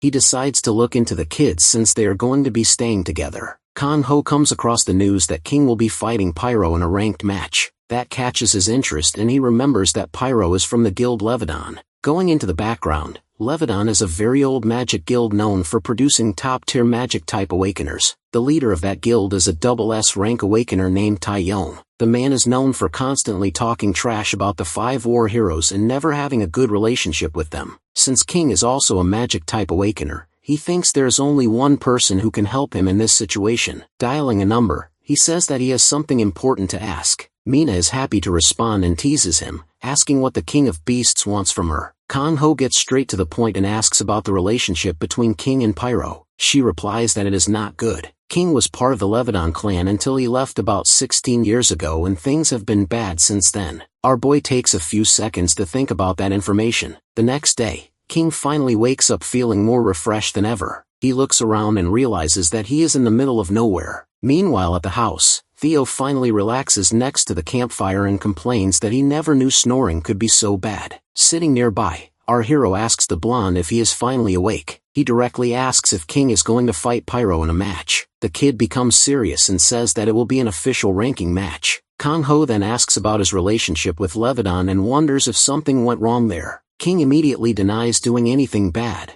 but his voice trails off as he mentions something about his mother. Our boy recalls what Mina told him. She said that Levidan made it so that anyone who tried to recruit King would be treated as an enemy. That is why no one dared to contact him until he reached Class SS. There is also a rumor that King is the illegitimate child of the Levidan guildmaster. Taeyong is known to be a shady person and in Levidan, his family holds all the power. Coming back to the present, our boy tells King that he does not need to say more. He instead says that the match will happen in a month, so they do not have time to waste. The blonde looks confused and asks if Kanho is really not going to ask more, but he tells him to leave it for later. Right now, they are going to focus on physically strengthening the body while his mana core is sealed away. King gets excited and does a loud celebration, which leaves our hero confused. The blonde says that he can now handle any type of running exercise. However, he suddenly feels that his legs are very heavy and asks about the weight on his ankles. Kanho explains that these are special weights made from heavy stones, with each one weighing around a light 300 kilograms. The blonde is more shocked that this amount is considered light. Our hero tells him that a person with a clear goal will continue to improve every single day if he continues training.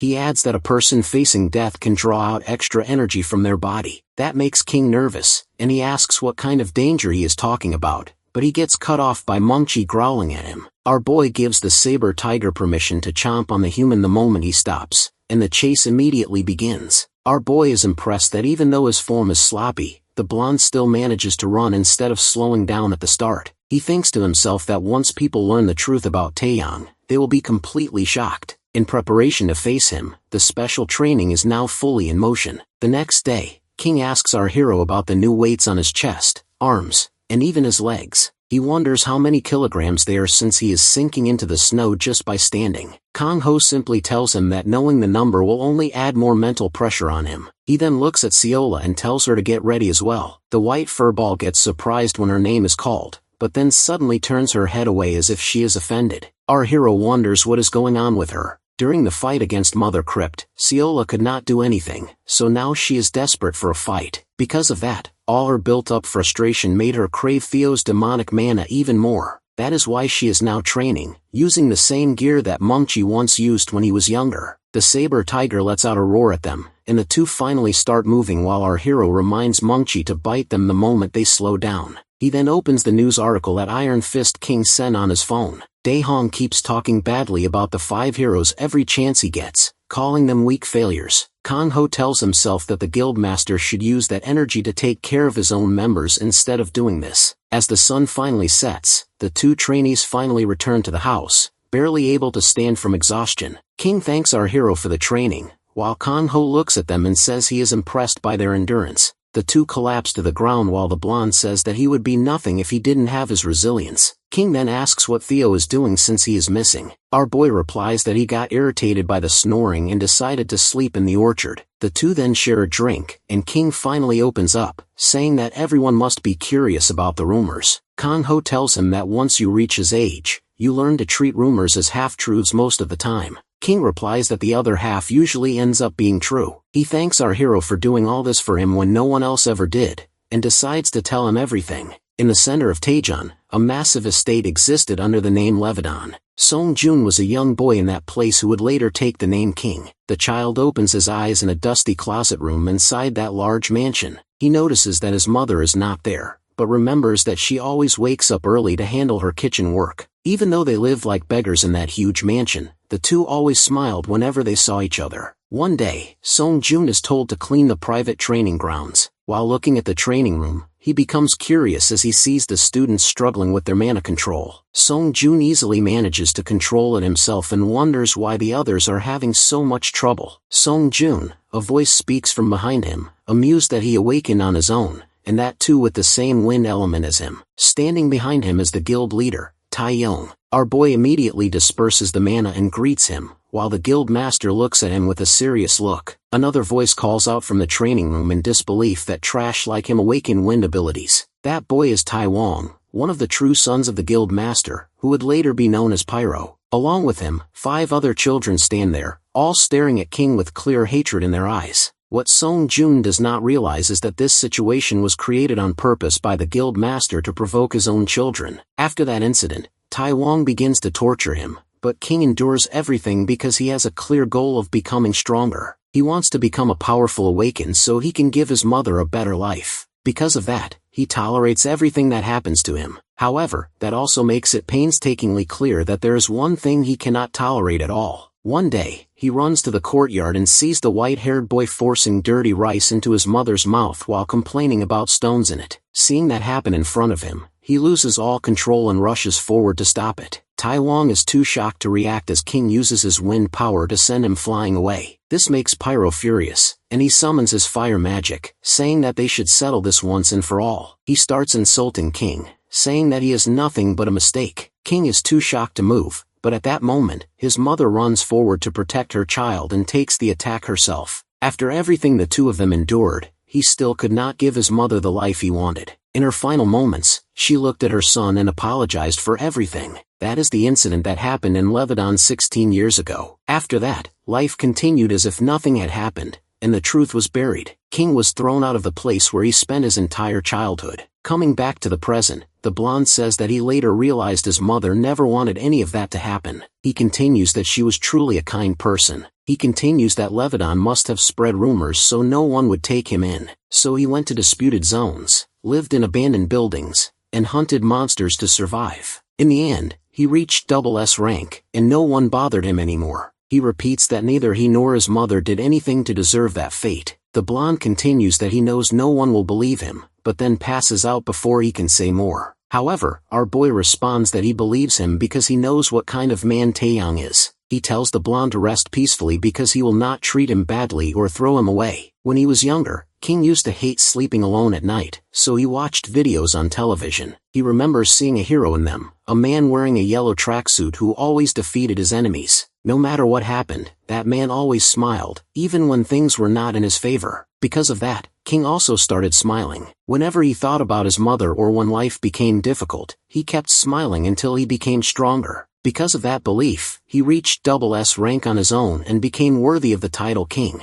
That night, King has a nightmare about his mother's death and wakes up screaming. After catching his breath, he checks his phone and sees that the ranking matches in 3 days. He then sits up, thinking that he had the same wretched dream again. At that moment, he remembers the hero he admired as a child and smiles again. Wearing his weighted vest once more, he steps out of the house and starts running, promising himself that he will keep smiling no matter how hard things get. Kang Ho casually catches up to him and says that his movements have improved compared to before. In comparison, King is more surprised that his master is simply walking and still keeping up with him. Our hero gets serious and says that the ranking match is very close now. Because of that, there is something they must do right away. He guesses that King is still affected by the past incident and that is why he keeps having nightmares, which makes the blonde shocked. Trauma cannot stay buried forever since it will always find a way to surface. Coming to a stop, our boy says that no matter how skilled King is, he will lose if he does not overcome his trauma. The guy asks how they are supposed to do that and Kang Ho gives a cold smile and says they need to beat it out of him. King gets nervous and asks why his master is squaring up all of a sudden. However, our hero reassures him that this method has a guaranteed success rate and prepares to throw a punch. That shocks the blonde even more as he realizes that a powerhouse like Kang Ho must have gone through something similar in his own past. He confirms that this is true and says that this is exactly how he dealt with it. Our boy then tells him to clench his teeth so they do not break and delivers a haymaker that sends him flying. Seeing that he is knocked out, Theo pokes him with a stick and wonders if that was too much. Kang Ho replies that the kid is tough and will wake up in no time, while Theo jokes that his loud snoring already proves the blonde's resilient nature. Our hero then points out that the demon has been using that snoring as an excuse to secretly train his mana. He asks if that is some kind of family technique. That surprises the demon, realizing that he was found out. All this time Kang Ho refrained from suppressing his mana and the demon has been training seriously. What makes it more interesting is the method he is using, something that has never been done on Earth before. Theo has been refining his mana repeatedly until only its pure form remains, and this creates a noticeable difference. Our hero jokes that this must be why Ciola always wants to take a bite of that demonic energy, but hearing her name makes Theo alert and cautious. Kang Ho tells him not to worry since he will not take that mana away after all the effort, but he wants him to teach that method to someone else. Theo says he will consider it and confirms that it is indeed a secret clan technique. The demon then asks if it was during those late-night outings that Kang Ho noticed this, mentioning that he saw him leaving. Our hero confirms it and says he had some business to take care of, then asks if Theo remembers Taejon. The demon immediately recalls it as the place where he first discovered bread. Kang Ho then asks if he sensed anything unusual there, especially demonic energy. However, the demon says he did not notice anything like that. Our boy then recalls his conversation with Mina, who said that the heirs of Levidan have not appeared in public at all for a long time. On top of that, the guild has seen an unusual increase in accidental deaths over the past year. After hearing that report, he checked the area multiple times but still could not find anything unusual, except for one detail. Taejon stood out. It is already suspicious that someone like him is training students behind closed doors, but the rising number of deaths in the guild makes it worse. There is clearly something happening in Taejon, but he cannot figure out exactly what it is. Meanwhile, King is still unconscious and trapped in the same nightmare. The moment of his mother's death keeps repeating in front of his eyes, while those mocking eyes keep staring at him. Hearing those insults again, he wonders if he is still afraid of that person. At that moment, a crack forms in the scene as our hero breaks through with a punch. He asks King what he is waiting for since he still has more hits to take. That completely shocks King as he realizes that there is something far more terrifying than that past memory. He wakes up in fear and shouts, asking why he is still getting hit. Meanwhile, his master is calmly teaching Theo how to use a phone. Noticing that the blonde is awake, he asks if they should continue training. Seeing the look in Kang Ho's eyes, King starts sweating and wonders if his master actually plans to kill him. He tries to move back, but before he can escape, he gets hit again. That day, King passed out around 15 times. That is how his trauma training begins, taking one heavy hit after another for the next 3 days. Finally, the day of the ranking match arrives. The arena is completely packed, and the audience keeps talking about why a double S rank is fighting an S rank. They wonder if the rumors about Leviton's family issues are true, that the blonde is indeed an illegitimate child. At that moment,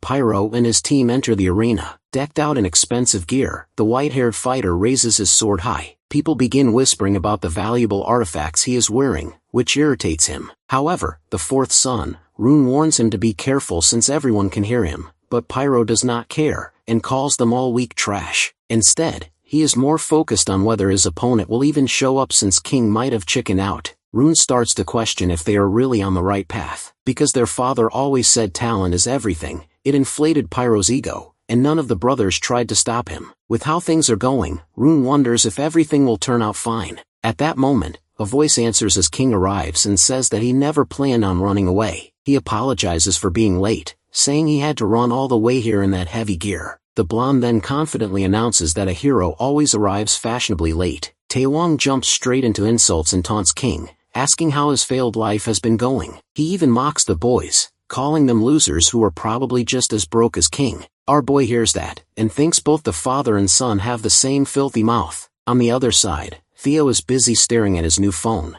completely distracted by its insane high-res display. Kang Ho smacks the idiot who had one job to back up King. Anyway, the flame which makes her entrance into the arena now that all the seats are filled. The whole crowd instantly turns toward her, completely taken by her looks. Taewong gets annoyed, watching a hot older woman steal all the attention while he is standing right there. She is not even competing. When the witch notices our beast King, she tries to greet him, but he signals her to stay quiet in public. She smiles when she sees King bow respectfully, realizing Kang Ho probably drilled that into him. She announces that the match will decide the competitors' official rankings. As the Flame Witch, she stands as the witness and declares the start of the fight. Right then, Taewong tells her to calm her melons. He has a question as to what happens if his powerful, mighty artifacts are too strong, and he accidentally unsubscribes King from life. Annoyed by his stupid question, she strongly warns him that killing with intent will be punished. That only makes the scumbag grin, happy that little accidents are not a problem. Observing the way he acts, he realizes the guy is planning to dress up a murderess, and so he decides to get serious. He says he appreciates his apprentice's dedication to training, and as a reward, he can finally take off his training weights. Suddenly a loud crushing sound grabs everyone's attention. A thick metallic suit drops to the ground and cracks the arena tiles on impact. Taewong and his crew just stare, refusing to believe this clown actually ran all the way to the arena wearing that thing.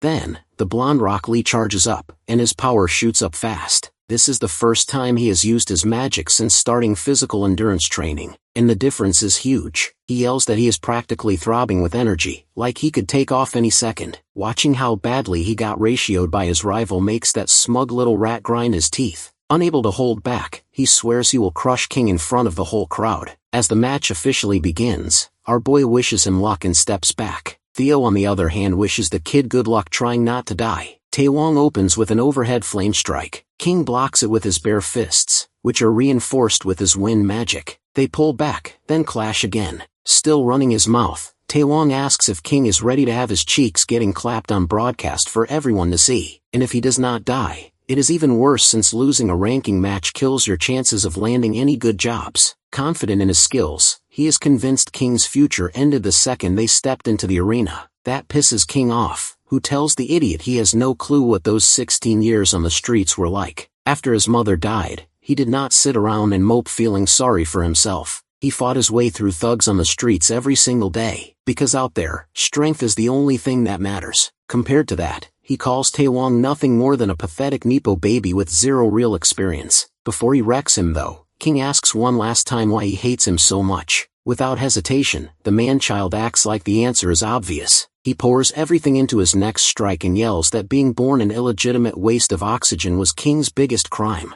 King is caught off guard, but he still manages to block the hit. He goes for a kick to Taewong's core, but the young master jumps over it and thinks he has the upper hand. That move was a big mistake. King flips into a handstand and drives his foot straight into Taewong's liver. The entire crowd goes silent as the brutal hit sends the young master flying. Our hero feels a bit disappointed the fight is not over, since that should have dropped him for sure. Theo feels the same, but he knows those artifacts are overpowered enough to turn a finishing blow into something that barely stings. Blinged out in his artifacts, Taewong is furious after he got blasted away like Team Rocket. The embarrassment pushes his frustration to its limit, so he brings out his strongest fire skill. Being it for the first time, King is not sure how to deal with it. He reinforces his body with magic like usual, but the flames look like they will burn him to charcoal. Even Theo starts to worry for a second, while Kang Ho just stands there calm as ever. That's because he already pulled some money from the bank, anticipating a situation like this. Inside the firestorm, King starts to lose confidence he will survive the flames that feel just as terrifying as they did in his nightmares. But then he notices something is off. He wonders why he along with his weak barrier are not cooked. That is when he remembers the glove artifacts his master gave him.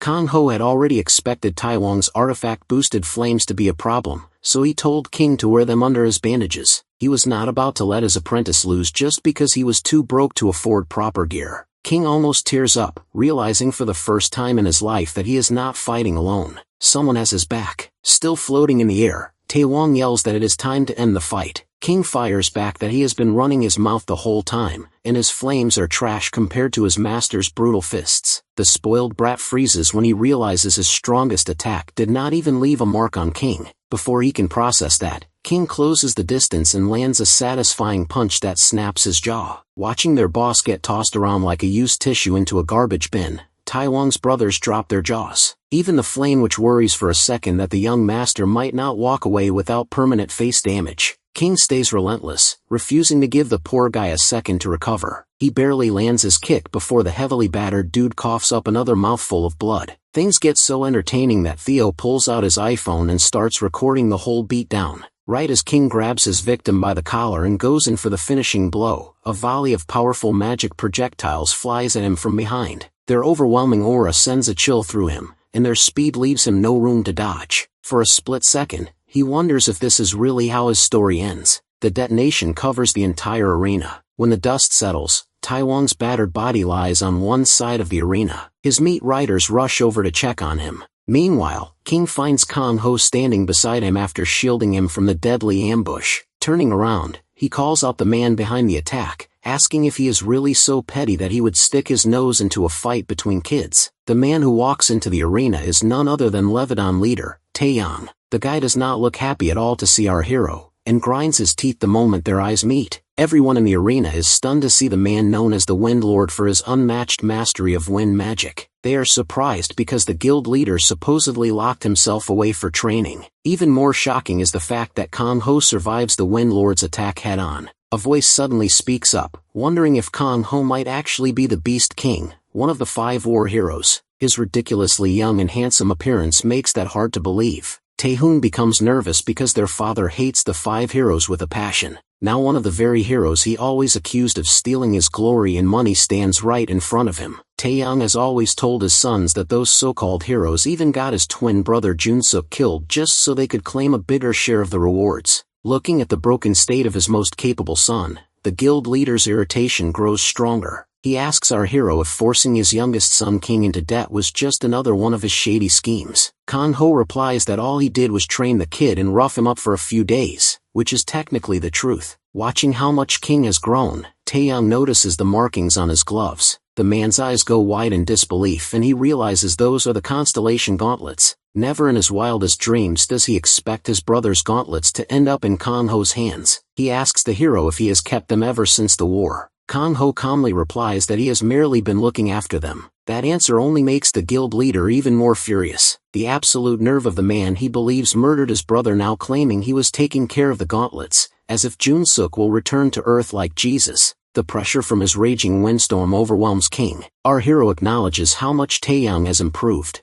but he has no time to waste on admiring him. Drawing his aura blade, he closes the distance near instantly. While the guild leader stares death in the eyes, Kang Ho reminds him that his victim mentality has not changed a bit after all these years. His face is just as punchable now as it was back then. Taeyang's sons can only watch in disbelief as the father they respect so much gets folded within seconds. Our protagonist warns the old man that he better clean up his hater campaign. Freedom of speech is one thing, but non-stop yapping from a fool like him is unacceptable. The guild leader answers with a smirk and asks if Kang Ho intends to become King's guardian. He realizes that the decision depends on King himself and whether he wants to keep fighting or surrender. Left with no other option, the Leviton leader orders his sons to withdraw. Hearing that, Taehoon respectfully addresses King, leaving the guy totally caught off guard. The green-haired son apologizes for everything he has done. Getting a genuine apology for the first time in his life, King has no clue how he should respond. Kang-ho speaks up instead. He refuses to let the leader of Levidan walk away after attempting to murder King in the middle of an official ranking match. Surprisingly, the Flame Witch adds that the association will officially register the incident as well. That really gets under the guild leader's skin, so he throws over a gold ring and a silver ring. Even though it pains him to part with them, he considers the rings valuable enough to make up for his actions. Our hero accepts the compensation and says he hopes Taeyong makes up for everything by living a better life. With that settled, the Flame Witch officially declares King the winner of the ranking match. That victory becomes the first major win of King's life. But deep down, nothing compares to the happiness of finally having someone who stands up for him when he needs it most. His master and Theo invite him to a bakery to celebrate the win with a snack. Tears of joy roll down his face as he follows the two people who genuinely care about him.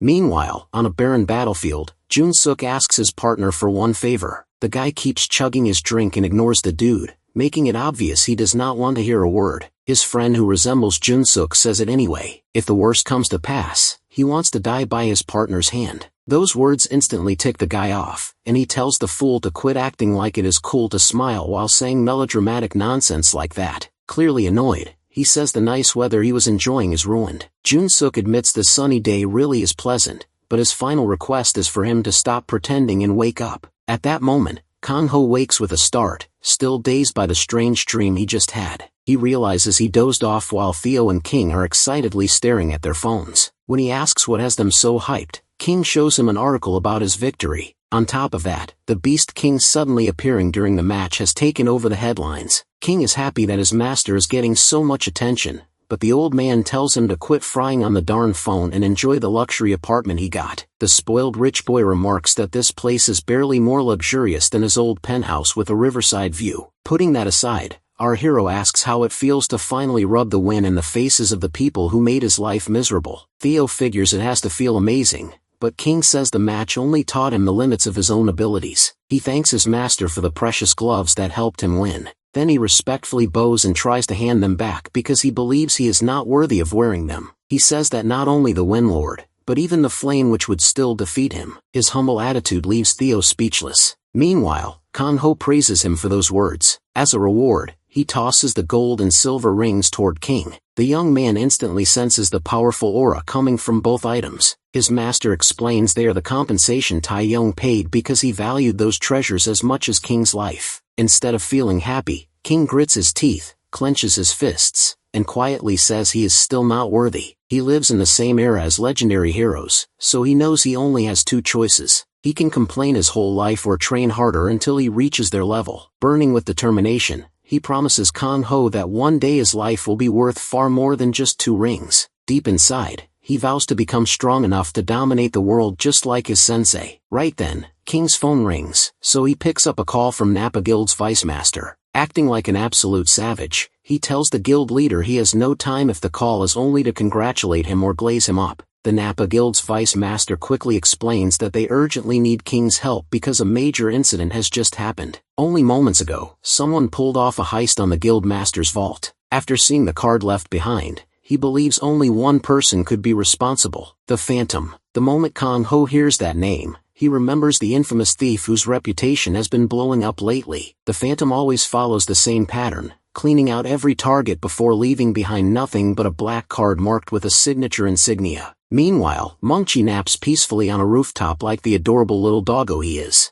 Out of nowhere, he spots some absolute lunatic sprinting from rooftop to rooftop. The saber tiger gets excited the moment it spots the strange trickster, and seeing such a rare breed right in the middle of the city even makes the Phantom do a double take. She takes a quick detour just to meet the good boy up close. Wagging his tail and panting like the adorable goofball he is, Mungchi happily accepts all the pets she gives him. Before leaving, she gently wraps her scarf around his neck as a little farewell gift. The following morning, Taehoon is beyond frustrated after hearing that one of his guild's top teams vanished inside nothing more than a mid-tier dungeon. What makes it even worse is that not a single body is found. He nearly flips the table because his father, the guild leader, has locked himself inside the training hall ever since the ranking match incident. Meanwhile, the youngest heir still remains in critical condition at the hospital. As if that is not enough, more and more Leviton members keep disappearing. The latest person to vanish is his close friend, an A-rank awakener named Myunju. With all that pressure piling onto his shoulders, Taehoon still has the responsibility of repairing Leviton's reputation after the guild got publicly clowned. He locks in and decides the guild's survival has to come first. With that in mind, he heads to the training hall to discuss their next move with his father. When he arrives, he is puzzled to find the door already unlocked, so he quietly peeks inside. The poor guy instantly regrets that decision the moment he sees what is really happening in the room. The next day, Kanho finds Myunju chilling on the rooftop. He asks if the big fluff wants to go for a walk, and the saber tiger gets instantly hyped the moment it sees its master. As our boy walks over, he notices a unique green scarf wrapped around Myunju's neck that definitely was not there before. He simply shrugs it off since the beast looks tripped out with it, and the two head out together. There is another way downtown where our hero has lunch planned with Flame Witch Mina.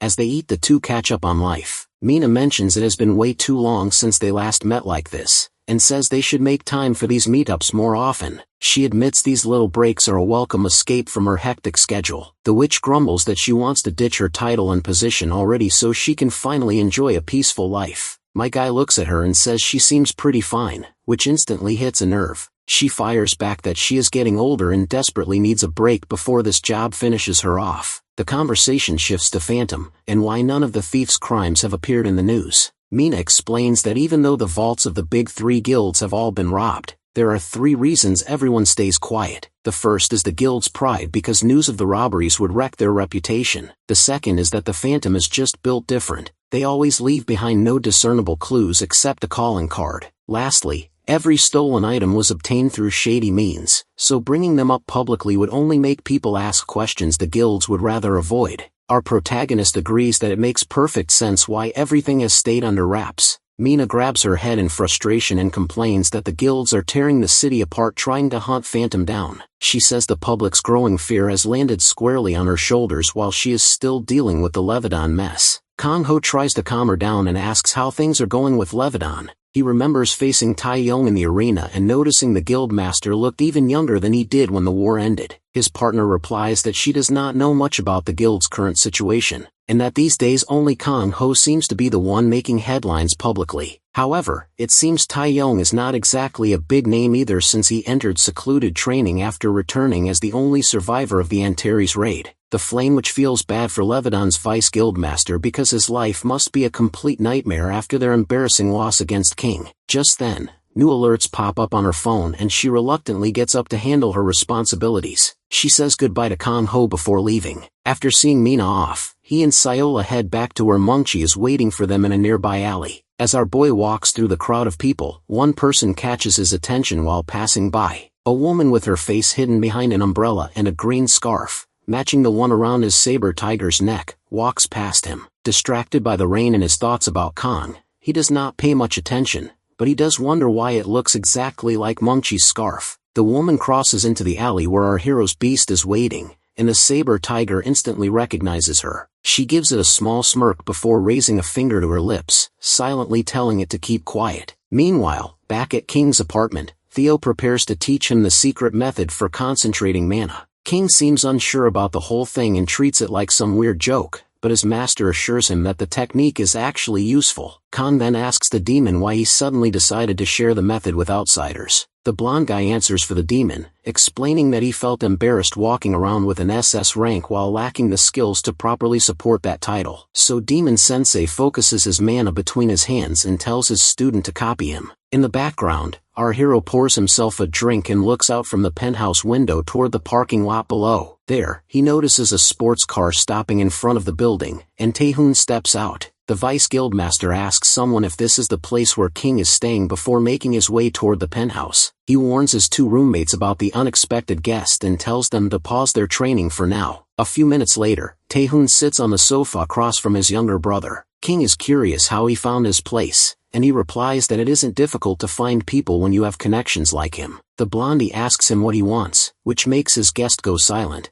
Taehoon thinks in his mind about how he can ask him for help after all the bullying and suffering he made him go through for those years as a child. He remembers how he used to ignore it when Taehoon used to beat up King just so he could keep himself at peace. Thinking he has no right to ask for help, Taehoon simply apologizes once again for bullying King and gets ready to leave. As he reaches for the door, Kang-ho asks if he is really okay, pointing out that he looks like he has been through hell. That question triggers a flashback of Kang inside his secluded training room, absorbing the mana from several corpses as his body grows younger. The crazy old man enlightens his son that his power keeps increasing and he cannot wait till he takes revenge on Kang-ho and becomes the absolute of the world. The green-haired guy wonders if it was his hatred for our boy that ultimately turned his father into a monster. However, he then makes up his mind that his father lost himself over the 5 war heroes while the rest of the family stood by and did nothing. Taehoon figures that it is up to him to set things straight with his own hands, even if it ends up costing him his life. At that moment, Kang-ho speaks up and tells him that he does not have to carry that burden alone. That completely catches the green-haired guy by surprise, but our boy tells him that while it is noble to take all the blame upon yourself, experience has taught him that it is perfectly alright to rely on others. After sending a message on his phone, he bids Taehoon farewell and walks away. Taehoon's phone suddenly rings, and he opens it to see that Kang-ho had sent him a message telling him to rely on him every now and then. The story then shifts to the Leviton Guild's main estate, as Taehoon walks through the empty halls with one hand resting on his sword. He opens the office door to find his father already waiting for him, who comments that Taehoon seems heavily armed for a friendly father-son chat. The man starts leaking an evil aura and asks if his son actually plans to go against his own daddy. The green-haired guy demands to know what exactly he did to become so young again, but his father wonders if he is talking about the number of sacrifices. Taehoon notices the glowing black stone and realizes that this sinister energy must be the reason behind his miraculous de-aging. Taehoon proudly reveals that this marks the coming of a brand new world. The son cannot believe that his father would stoop this low, but Taehoon simply reminds him that power triumphs over everything. Taehoon accuses him of murdering everyone close to him, but his father shamelessly gaslights him, claiming they were nothing more than spare parts. He then announces that the era of the 5 war heroes is finally coming to an end, and he alone will create a brand new world for himself. Taehoon prepares for battle while thinking that he may be weak, but he will still fight to the death no matter what. Taeyoung does not take his words seriously in the slightest and simply snaps his fingers, which triggers a massive explosion. The green-haired guy barely manages to dodge the blast as he flies high into the air. Looking around, he realizes the area is far too populated and figures he somehow has to lure his father toward the mountains. After several minutes of flying, he lands in an open field and decides that this place should be far safer and finds it oddly ironic that it has started raining. Taehoon closes his eyes and begins charging up his awakened ability, while his father slowly auriforms his way toward him, wondering where the hell his son suddenly found the audacity to challenge him. Taeyoung claims that he loved Taehoon just as much as his youngest son, who unlike him would have gladly stood by his father's side. The green-haired guy realizes there is no saving his father anymore and launches a barrage of massive water spears straight at him. However, Taeyoung effortlessly dispels the entire attack in an instant, which leaves Taehoon completely flabbergasted. Taeyoung tells him that he has clearly forgotten who his daddy is before beginning to charge up his own ability. The man unleashes a gigantic tornado that rushes directly toward Taehoon, but it is instantly split apart by a single swing of his sword. Taeyoung refuses to let up and immediately summons another enormous tornado and completely engulfs Taehoon inside it. The green-haired guy struggles to breathe as the air is violently sucked away while his father mocks him, claiming that the strong will always take from the weak as he throws more shade at the 5 war heroes. He ridicules Taehoon for trying to protect the weak when absolute strength is all that truly matters. Moments later, Taehoon is blasted backward and crashes onto the ground while barely conscious. His father asks whether he has finally changed his mind, but the green-haired guy painfully forces himself back to his feet and once again points his sword forward. That only irritates Taeyoung even more as he remarks that he can always make another son before preparing to finish him off. He activates a forbidden technique that begins draining the mana directly from Taehoon's body. Unable to resist, Taehoon wonders if this is finally the end and whether this is where he dies. However, at that very moment, a beam of light descends onto the battlefield as Kang-ho drops from the sky and instantly shatters the mana-draining spell. Taehoon is blown away by the shockwave but is even more shocked that our hero actually came to save him. Kang-ho explains that once you reach his age, you develop a certain sixth sense that tells you whenever someone is about to get themselves yeeted out of existence. That is exactly why he had been quietly keeping an eye on the situation, because protecting the younger generation is simply what adults are supposed to do. Turning toward his opponent, Kang-ho asks whether Tae-young agrees with that. However, the Leviton Guild leader's mind has already been completely consumed and all he can think about is revenge. Kang-ho realizes that the real Tae-young is already gone and there is no turning back from what is about to happen next. Tae-hoon kneels in front of our hero and asks him to deal with the situation. Kang-ho approaches the guildmaster and says he is disappointed that the man chose to rely on forbidden power. Looking at the stone embedded in Kang's chest, Bro realizes it is the eternal crystal, similar to the one he obtained from the plant monster. He figures out that the Windlord was never strong enough to control the crystal's power and ended up getting consumed by it instead. Tae-young argues that calling his power forbidden was just an excuse and asks if Kang-ho plans to use this chance to finish him off like his brother when his own demonic transformation went out of control. The man angrily says his twin brother always looked down on him, only to eventually die because of hypocrites like our boy. The Leviton leader summons a massive wind attack and launches it at him, but Kang-ho easily dodges it. At that moment,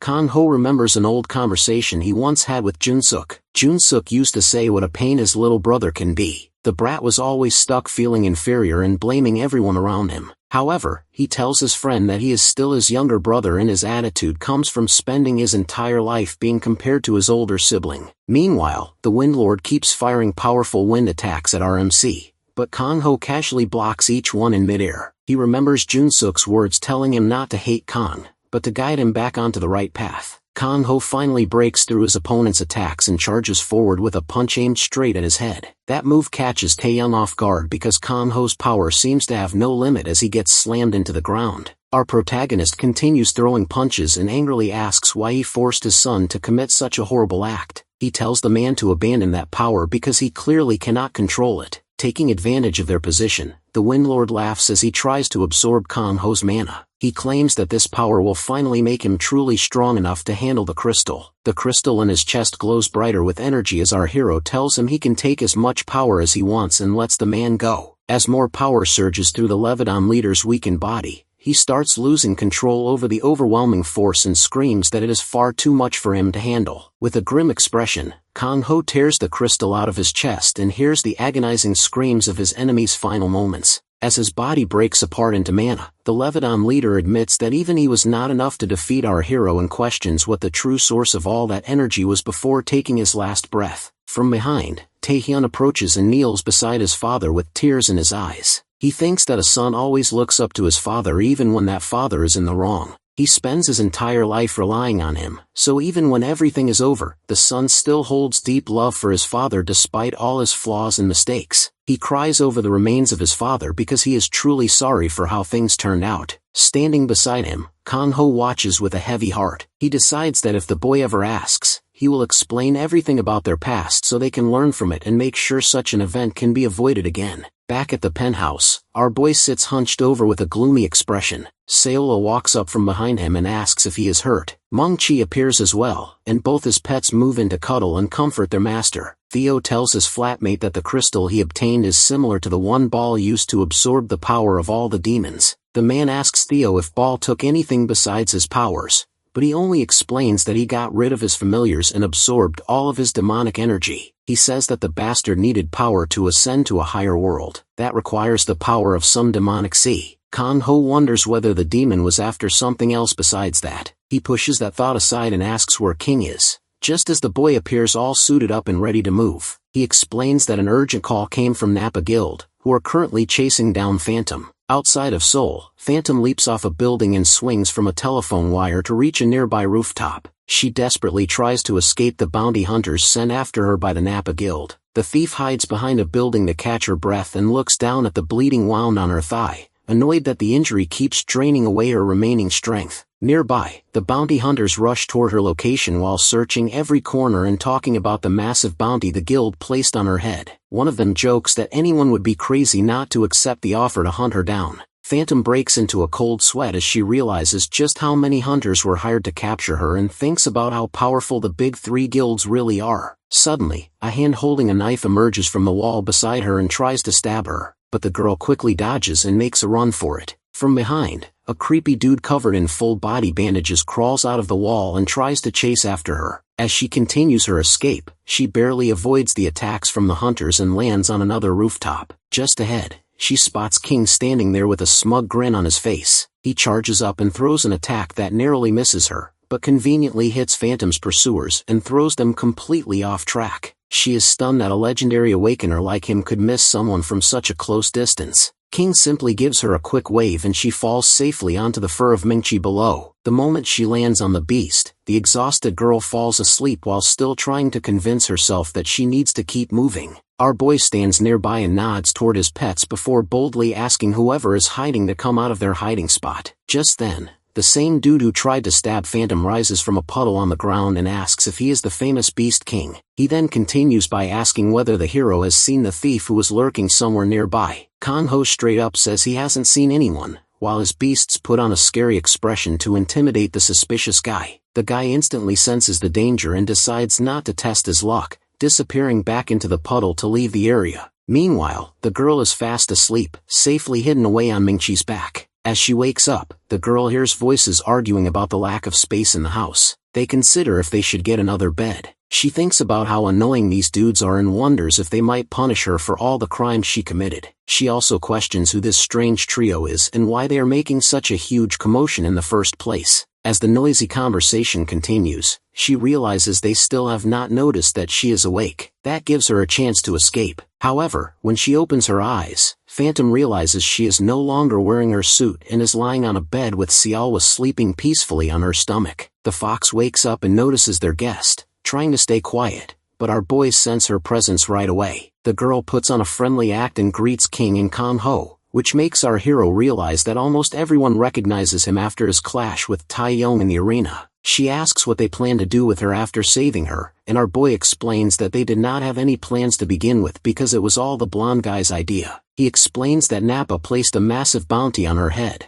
and she could have ended up in serious trouble if they had not stepped in. The MC points out that since she targeted all the big vaults, the guilds want to make an example out of her, but they are also using the situation to hide their own corruption. King understands that while she should face consequences for her crimes, killing her would be going too far, so they decided to interfere and save her. The boy notices that his boss referred to them as a team, and his eyes light up with excitement. Our hero then asks the girl why she was committing these robberies in the first place, especially since she is a druid. He explains to everyone that druids are a rare group connected closely with spirits and gain their power from nature. He says that her kind would normally never involve themselves with such shady business, yet someone like her was still attacking the three biggest guilds and risking her life for it. Phantom asks if she will be spared if she tells them the truth, and Kang-ho replies that she was never going to be punished from the start. He reassures her that if they truly wanted to end things, they could have done so long before now. Theo tells her that the door is unlocked and she can leave whenever she wants. This somehow sends the autistic conversation into a completely different direction about door locks, losing the point at hand. Annoyed, the girl wonders why they ask their own question if they do not even want to hear the answer. She covers her ears to save her last surviving brain cells. Phantom properly explains that she was targeted because of her clan's treasure. Kang-ho realizes that the Nappa Guild must have held some kind of druid treasurer. The girl adds that just last summer, right when Nappa was prepping for their raid, they came to ask her clan for assistance in exchange for a specific item in the dungeon. King chimes in and confirms that the guild went back on its words. He was able to peek into the guild's documents and discover their long list of scams,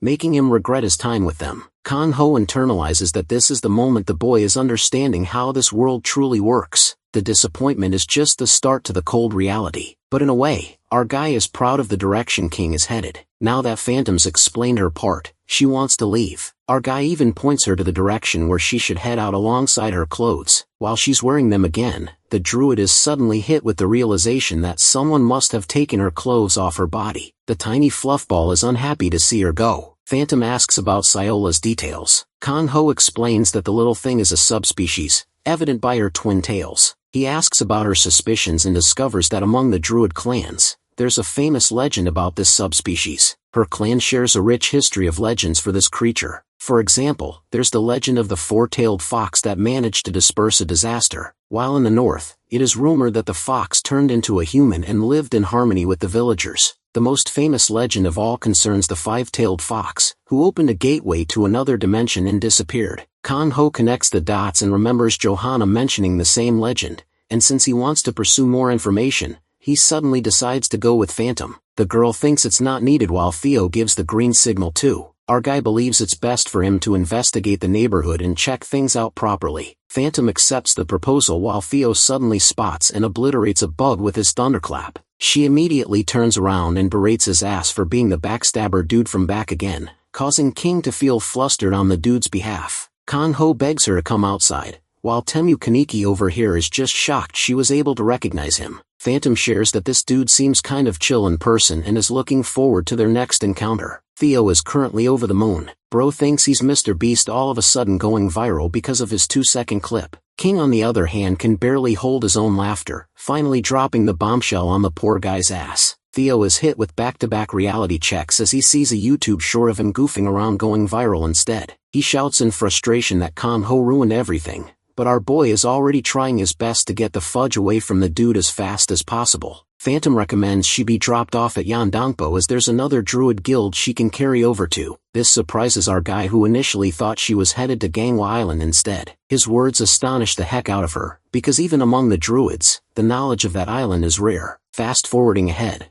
we arrive at Gangwa Island, a region that is still steeped in scars from the war that once was. Good boy Mungchi sets them down. Kanho allows him to play around as his treat, while Phantom is stunned how this dude knows about the precise location of their hidden sanctuary too. His mysterious source of knowledge concerns her as she asks about Kanho's identity one more time, so he clears up the misunderstanding by revealing his connection to Neva. Neva is the name of the Druidian elder. Before the girl could process what he just said, suddenly a strong gust of wind stuns them. The energy is drawing itself into the forest, where tiny forest spirits expose themselves to protect the sanctuary. Our cute little marshmallow goes on the hunt and scares them all away with the power of cuteness. Unfortunately, Sayola crashes into a bush. A gentle voice advises the little fox to be gentle with her advances, as her children are easy to frighten. This glorious woman is Elder Neva. Phantom humbly lowers herself before the great leader, who praises the young one for performing well on her mission. Neva then glances at the Beast King himself, reminiscing how the guy hasn't aged a day since they last met. Praising her beauty, Kanho thinks it's the same for her. The elder welcomes them inside their hideout, which encompasses the forest of the druids. Sayola is dazzled by the view. Kanho asks if she loves it, and the little one agrees in joy. This was once a place where Kanho himself had discovered 40 years back for the sake of the druid clan's migration. Sayola's enjoying herself, while Elder Neva shares how much the whole clan is indebted to the Beast King's help.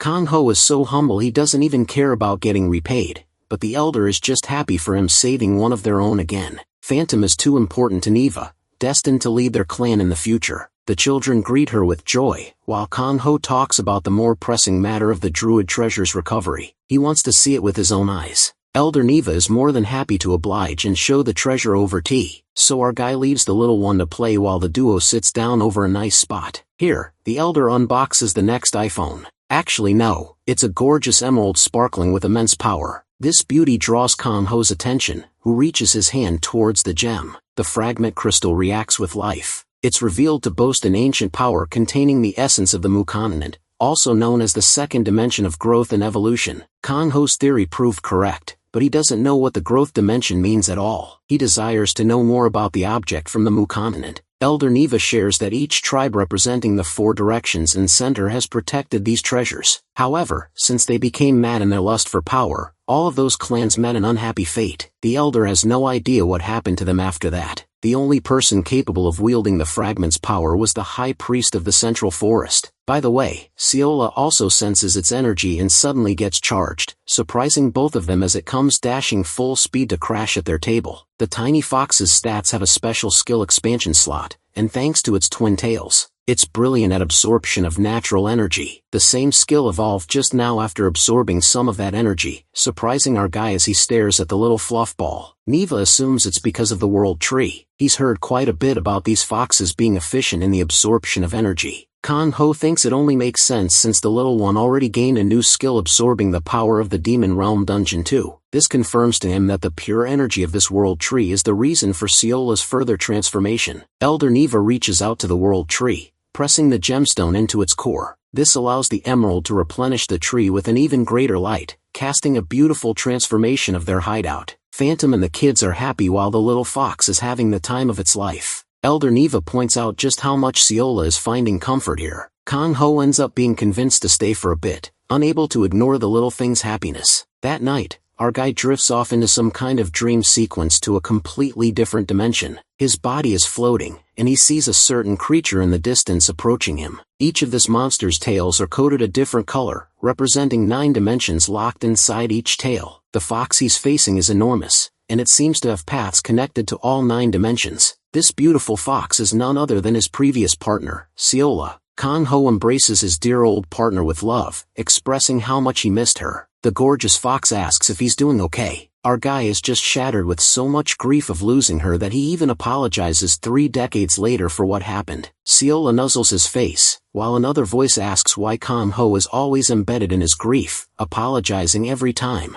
Our guy questions if he's hearing things right, if there's anyone there at all. Turns out, a little girl with fox ears was hiding near Seola, meaning the 9 tails that our boy saw didn't belong to its partner, but rather this child. He's curious about the child's identity, but before any more answers could be revealed, Seola bids her dear old friend goodbye, wishing Kang Ho a happier life. Our boy suddenly wakes up from his nap, glancing at the sleeping marshmallow. The little thing sleepily looks at him. Papa Kang Ho apologizes for waking the tiny baby up, but he's still confused about the dream he just had. The little one suddenly expresses its shock, as out of nowhere, a 3rd tail begins to sprout from its back, imbued with green natural energy. The transformation is sudden. The mythical beast now has access to yet another ability as the conditions have been met. Kang Ho assumes that this transformation must have been linked to the dream he just had, but he's got no clue what new skill the little one has unlocked this time. Then he notices a barrier enveloped around Seola, causing the little thing to float in the air. Kang Ho watches as beaming blue light blinds him, revealing a new look for the cutest fox ever. Seola has taken the form of a fox girl and has become a proper baby. She looks at her tiny fingers while our guy just sits there, speechless. He welcomes the baby to their world, and for the first time, Seola speaks without using telepathy, greeting him back. Kang Ho greets the tiny thing as it gently falls right into his chest. The little one cutely licks his nose, confirming that she's indeed the fox she always was. We cut back to Theo's side, who's enjoying a delicious meal all thanks to King's cooking,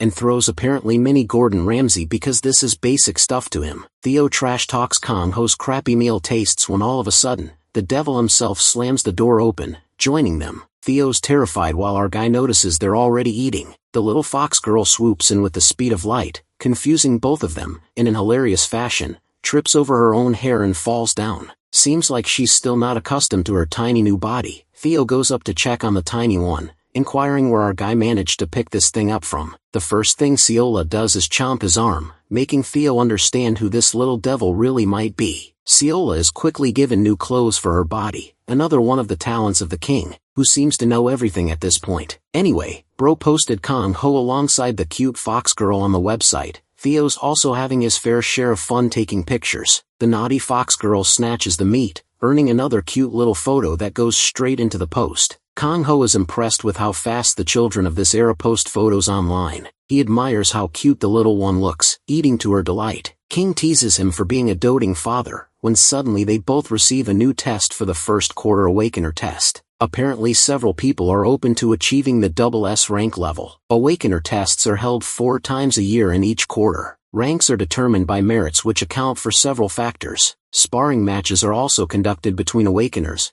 and if you look really close in the background, you can spot Rock Lee from Naruto and Paul Phoenix from Tekken dueling it out. Anyway, King's looking forward to training his balls off to win against the newbies. Theo's chilling and entertaining idea of joining as well. This surprises them, but Theo is curious if he's eligible to enter in the competition too. Our boy doesn't quite get his intentions and finds him suspicious. Theo acts like he's got nothing schemed, but in his head, he has a whole different problem to worry about. It's noted that he was ranked 4th in the demonic realm, and just with that ranking, everyone knew him in the realm. But in the real world, bro doesn't have followers, nobody cares about him, and he's notorious for being the shitty backstabber guy. So for the sake of his pride and honor, this man is hellbent on using this test as a method of clearing his name, but he acts like he just wants to test his real strength in front of his buddies. King is baffled by Theo's reaction, while our boy knows that something's up for sure that this guy isn't telling them about. Regardless, he asks for the deadline details and learns that they can apply readily whenever. Kang-ho decides to go along with helping Theo sign up for the test, but he'll need King's help along the way. Though he's being helpful here, our guy turns around to make it damn clear that if this demon bastard dares to kill anyone, it'll mess up everything.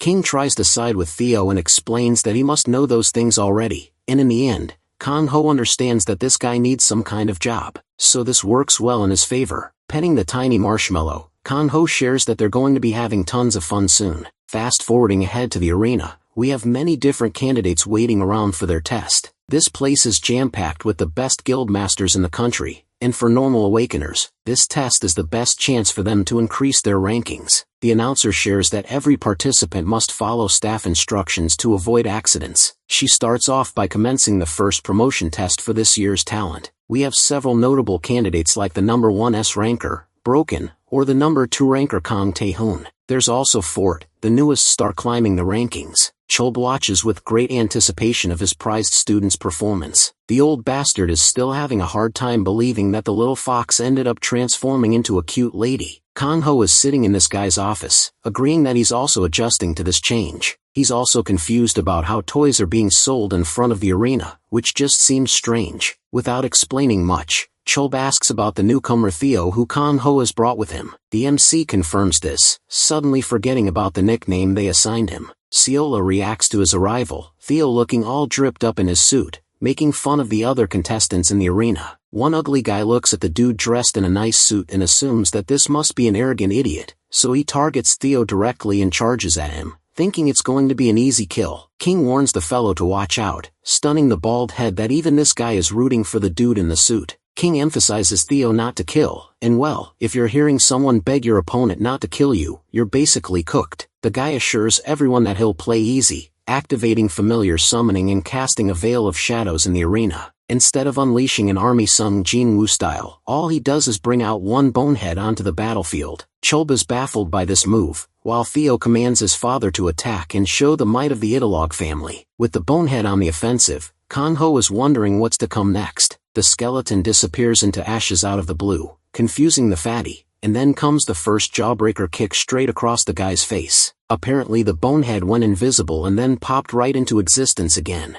It downs the opponent in one hit. Theo laughs in the faces of everyone daring to underestimate his family's might. Chulb is fascinated by this new guy that our boy brought. Kang-ho suddenly notices a familiar figure entering the arena. The man looks up at him before teleporting straight into the room with godlike speed. This is Karen, a warrior active on the front lines, still giving his best to the battlefield. Karen looks at the little one and wonders if Kang-ho got a daughter all of a sudden. He's really happy for our guy who has changed a lot from his hardcore days. Let's go back one night prior to this meeting and see what happened. Kang-ho was on a call and learned about Karen looking into him. 15 years ago, this man had wandered all over the world looking for powerful opponents until he reached this country. He wanted to learn from the strongest hunter, but on the day of their meeting, something had already pissed off our boy's mood. The guy's chatter pissed him off, and well, that resulted in a pretty humiliating defeat for Karen, who knew how to remain humble after that. Cringing from the memory of that fight, Kang-ho expresses that he was hot-headed and shared fault too,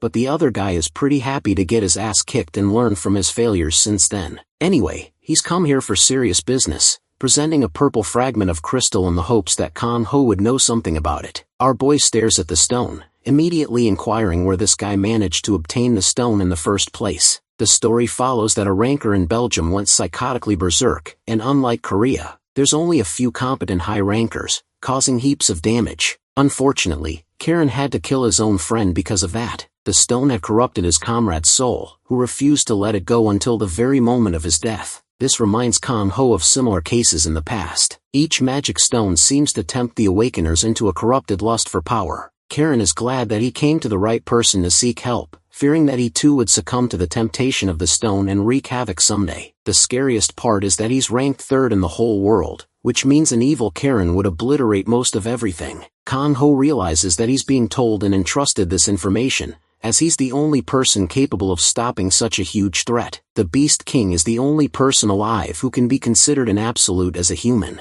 Our guy takes the stone and intends to keep a close eye on it. Stila suddenly mutters King's name, baffling both of them, while Chulb excitedly reveals that Theo apparently defeated S-Rank number 3 just now. It seems that the demon is having tons of fun in this match. We go back to the arena and see his grinning face, facing no difficulty against his opponent. The candidates spectating are shocked that this guy's a newbie and already duking it out with S-Rankers. The rank 30th S-Ranker flexes his ranking, assuring his opponent that not all of them are equal. He pulls some sword dances, capable of cutting down the skeleton with ease. Now that Theo's left wide open, the guy quickly rushes to attack him directly, believing he's won the battle. King shouts in concern, but in reality the demon wanted this outcome in the first place, ridiculing the S-Ranker for underestimating his family again. Because even after his summon is destroyed, it simply scatters its parts and attacks the sword wielder from every direction. Those flurry of attacks are enough to knock him out, while the bonehead returns to its original form like nothing even happened. There goes another S-Ranker. Theo's facing an issue with low mana right now, but he's enjoying setting a scene for his crowd. Right when he wants another opponent,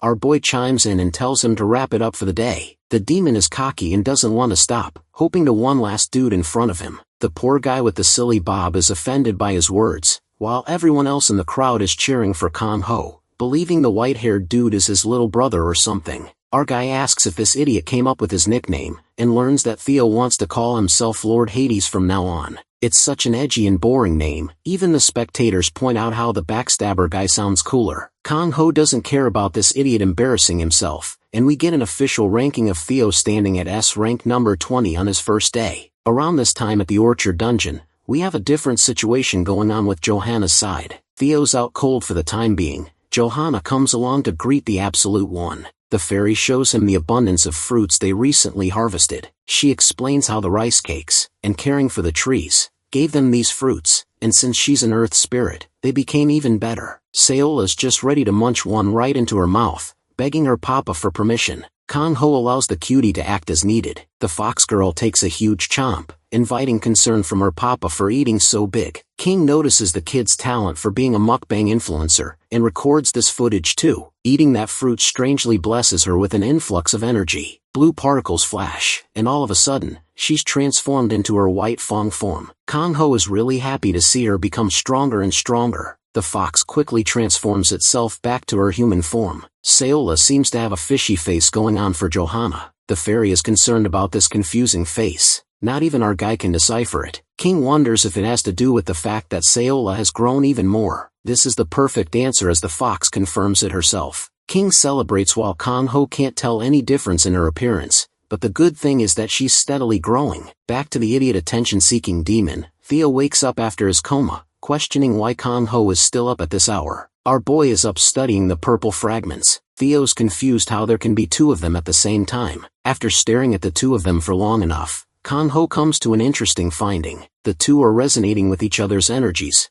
melding into one right when he didn't expect them. He's pulled into a hellish sequence connecting him to another dimension that isn't Earth. This place is the definition of death and destruction. A defeated figure calls out to Baal, questioning why he's obsessed with power. Kang Ho realizes that he's currently connected to the perspective of Baal himself, who secured the crystal in his hand and demanded to know who would dare spy on him. Kang Ho snaps out of the sequence because of Theo yelling his name. Our guy has absolutely no idea how he managed to connect with Baal, but he could at least catch a glimpse of his face from the crystal's reflection. Remember those split crystals? Kang Ho looks down again and finds them seamlessly in one piece. And yes, the one piece is real. The power of the crystal is strange, but interestingly it doesn't tempt the demon in any way. Theo's father always praised their family's legacy of resisting temptation, and that if Theo got stronger, then someday he would receive a secret treasure without hassle. Anyway, what's curious about the demon is how an ordinary human like Kang Ho can resist the temptation. Our boy internalizes that perhaps it's because some kind of unknown power is dwelling deep within his body. He plays around with his energy, blending it in with the stone, causing the ground to shake all of a sudden. It almost seemed like an earthquake, but seconds after, nothing happened. Kang Ho explains that King already left for Napa for an important matter. Earthquakes are usually a sign of a giant gate's manifestation,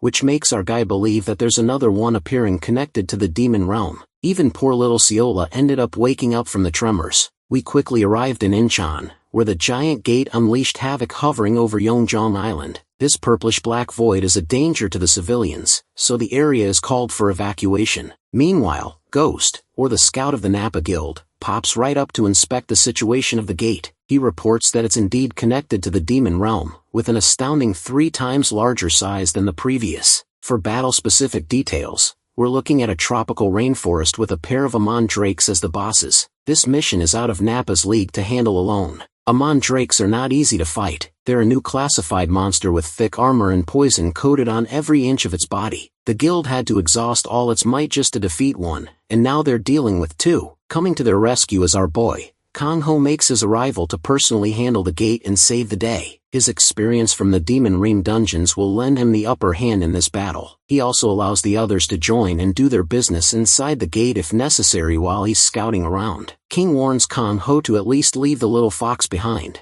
but bro doesn't feel fear at all and takes her for a small field trip adventure experience. Inside the gate, the environment is exactly as described. It's a tropical rainforest setting. Theo is thrilled to breathe the air of his homeland again, while our boy urges him to just start the briefing already and stop wasting time. In the demon realm, this forest is called the Forest of Lamentation. Many monsters thrive here, but the ones worth their time are the mid-level predators, the Amon Drakes themselves. Both of them arrive to confront the intruders. Kang-ho is a little shocked that Theo is calling them barely mid-level predators, implying there are far more powerful creatures in the forest. Theo confirms this to be true, pointing to another monster that shares the damn size of a mountain. It's the evil dragon, Chasmas, a colossal creature and the master of the forest, known as the king of the earth dragons. Kang-ho's worried if the big guy can fly, but luckily earth dragons don't have that liberty. Instead, they're powerhouses who can crush anything in their path. I mean, I want you guys to look at the sheer size of this Goliath.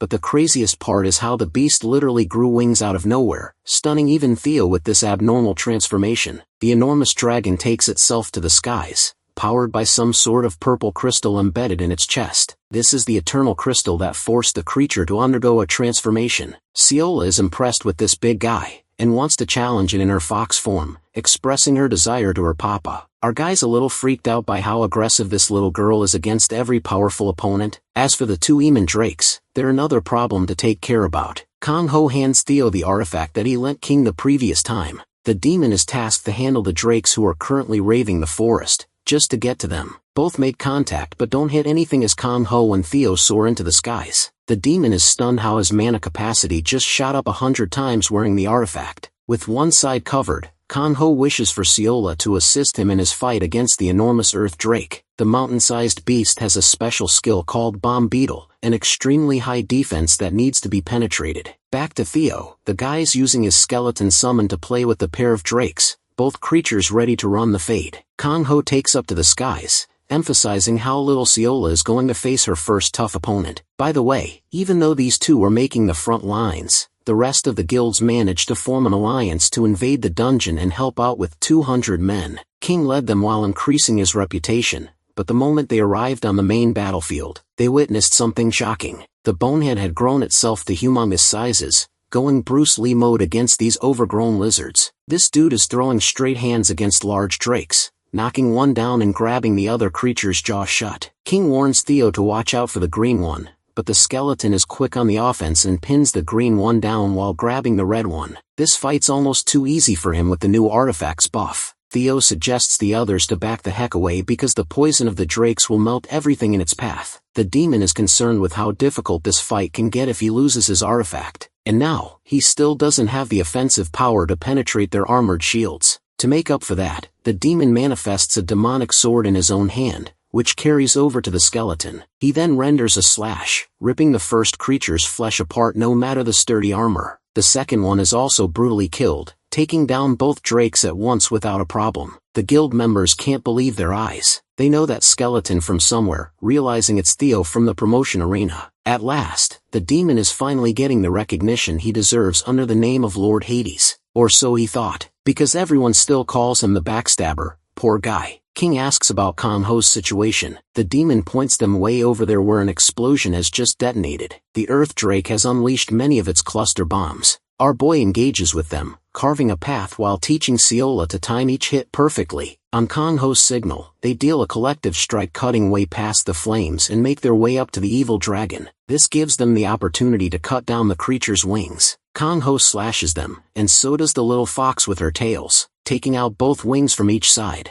the dragon has its wings clipped in a single maneuver, causing it to crash all the way down brutally. Kazma's plummets with such great impact that it sends people flying, while Theo is unable to accept how our guy managed to mutilate and defeat the king of earth dragons in a single hit. But that's not true, because Kazma's is still up for round 2. Our guy descends as fast as possible, his mana rising higher and higher even while descending. Kanho bursts with unfathomable speeds as the worried Theo begs him to stop from ripping his own body apart. Seola goes back to her human-like state, depleted of any strength to continue as she goes unconscious. King is worried for her sake and jumps up high to catch the little one from dropping at that insane height. Luckily he grabs hold of her while our boy descends at max speed. King warns Kang Ho to watch out for the creature's tail aiming at him from the side. The scene is tense because it's either Kang Ho will reach the monster's body first or the tail will hit him. In absolute Jigachad fashion, this man swipes his arm in a way that just as aura chops down the monster's tail. With the distraction out of the way, Kang Ho generates a sharp sword pooling from his energy before finally connecting his attack with Kazma's flesh, successfully penetrating the armor. Kang Ho takes a breath in exhaustion from taxing his body, which suffers immense backlash right after he kills the dragon. The overload is far too much for him to handle, and if he doesn't control it here, it's gonna devour him whole. At this moment, Theo becomes his savior, using the power of the artifact to control the overload, reasoning if Kang Ho is even human for the kind of power he emits from his body. Our guy warns him to stay back, but the demon has a plan,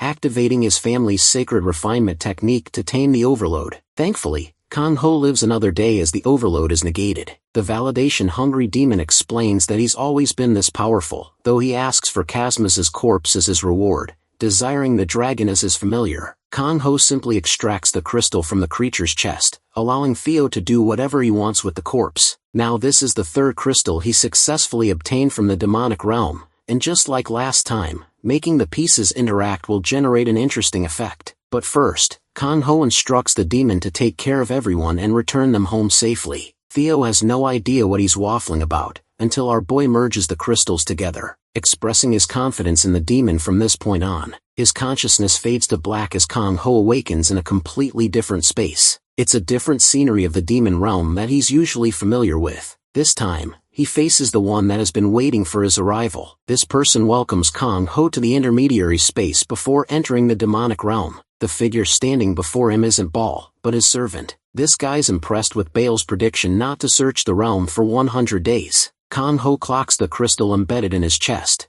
noting how this dude isn't consumed by the crystal's corruption. Kang Ho is ominously warned that the demons will come for his dimension soon, vaguely addressing him as the master of the shard. The sequence ends with our boy waking up in King's house. Theo couldn't have accessed Mungchi, so he did what he could best. The little fox is already eating her meal as Kang Ho is the last to wake up. Meanwhile, Theo has been teaching Seola some words. King even taught him how to cook perfect meals. The little fox is even beginning to laugh just like this clown. Kang Ho strictly begs the fox never to copy that dumbass ever again. Theo on the other hand, presents them with his special juice exploding steak. Also, there's a cute little minion of Chasmiz that was successfully constructed through its corpse. Theo doesn't have the confidence to control a creature larger than this size, even though it's a miniature version of the colossal dragon. Anyway, the homeboy is curious if Baal and Kang Ho had their meeting at last, but our guy shares that he instead met some lapdog with a great sword who addressed Baal as his master. Theo instantly recognizes who he's talking about. This person is Ada Kalita Nagaris, ranked second in the realm and the loyal servant of his leader. Compared to Theo's own prime, this guy's one of the opponents that he could never even dream of defeating. Evil is the only way out in a fight like that. Theo puts Kalita's skills comparable to Kang Ho's own magical prowess. At the same time, there is one prominent weakness that the human has that the demon does not. Kang Ho realizes that it must be the limitations of his physical body, which Theo confirms is the case. He doesn't want our boy to get cocky and get slammed into the concrete. Theo thinks that there's no need to fight those monsters,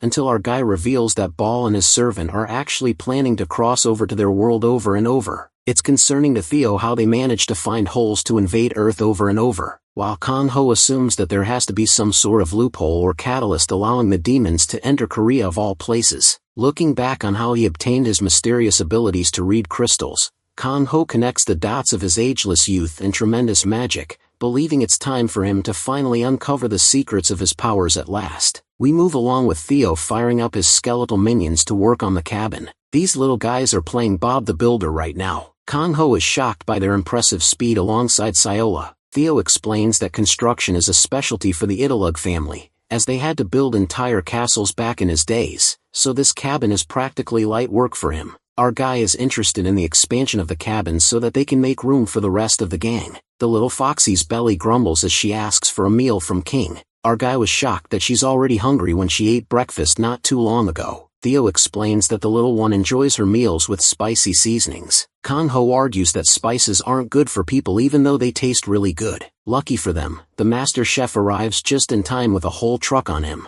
The container sprouts open, revealing a whole bunch of new stuff that this man bought with Kang Ho's card. The skeleton army is out here doing heavy work. I mean, respect to these bonehead mad lads for putting in the work and creating a $1 million cabin. The place looks amazing now. Theo and King are really happy with the way it turned out. To celebrate the occasion, King whips out heavy meals, preparing the best food possible. Meanwhile, our boy is curious about King's meeting with the Napa Guild and how it played out. Turns out that the influencer officially concluded his contract with the guild just that day, which means he's free to do whatever he likes. Kang Ho is curious why he decided to throw in the towel. King simply responds that he has the desire to become stronger. Putting down his fork, he enthusiastically begs Kang Ho to reveal all his secrets to becoming so much stronger. The same goes for Theo. While our boy can't take them seriously and requests that they finish their meals, life has changed for him. Kang Ho was all alone, but now he's surrounded by a lively team, even the little foxy. The cabin is close to his heart and has become his new home.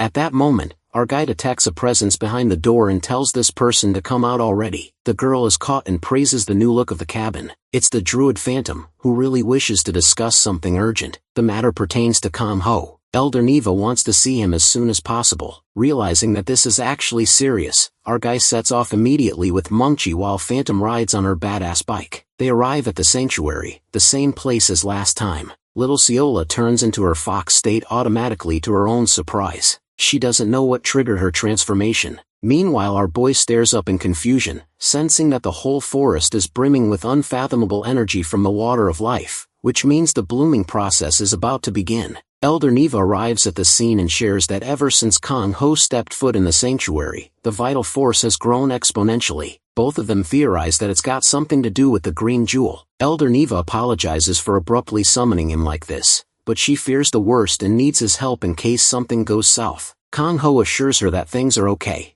and tasks his cute familiar to be one guard. To his shock, Siola's acting up, her body surging with the energy of the forest. The little beast is enveloped in blue particles. The vital force of the tree is about to bloom at last. Elder Neva and Phantom await in great anticipation. It's at this crucial moment that Siola surprises everyone by lunging up, activating her third tail's special ability out of the blue. She's out here acting like Sonic the Hedgehog while our boy stands confused. Her attack is so powerful that it splits the fabric of reality, exposing the flesh of space itself. The portal leads to another location, one that Elder Neva recognizes in a state of shock. Kang Ho asks if she knows about this location. It's finally revealed to be the Mu Continent's central forest, the original homeland to the druid. But when she tries to reach out towards the dimensional portal, Neva weeps, sensing that she can't bypass the portal at all. She questions if there's something holding her back, but then our boy inserts his arm and surprisingly, it follows through without trouble. Elder Neva explains that this is the same legend of the Beast of Five Tails cutting open the dimensional gate, so the only candidate permitted to pass must be the White Fang Fox and her master. In other words, Siola and Kang Ho can go through. The scene switches to our boy reflecting on the thoughts of a new home, sweetly recalling how he was alone,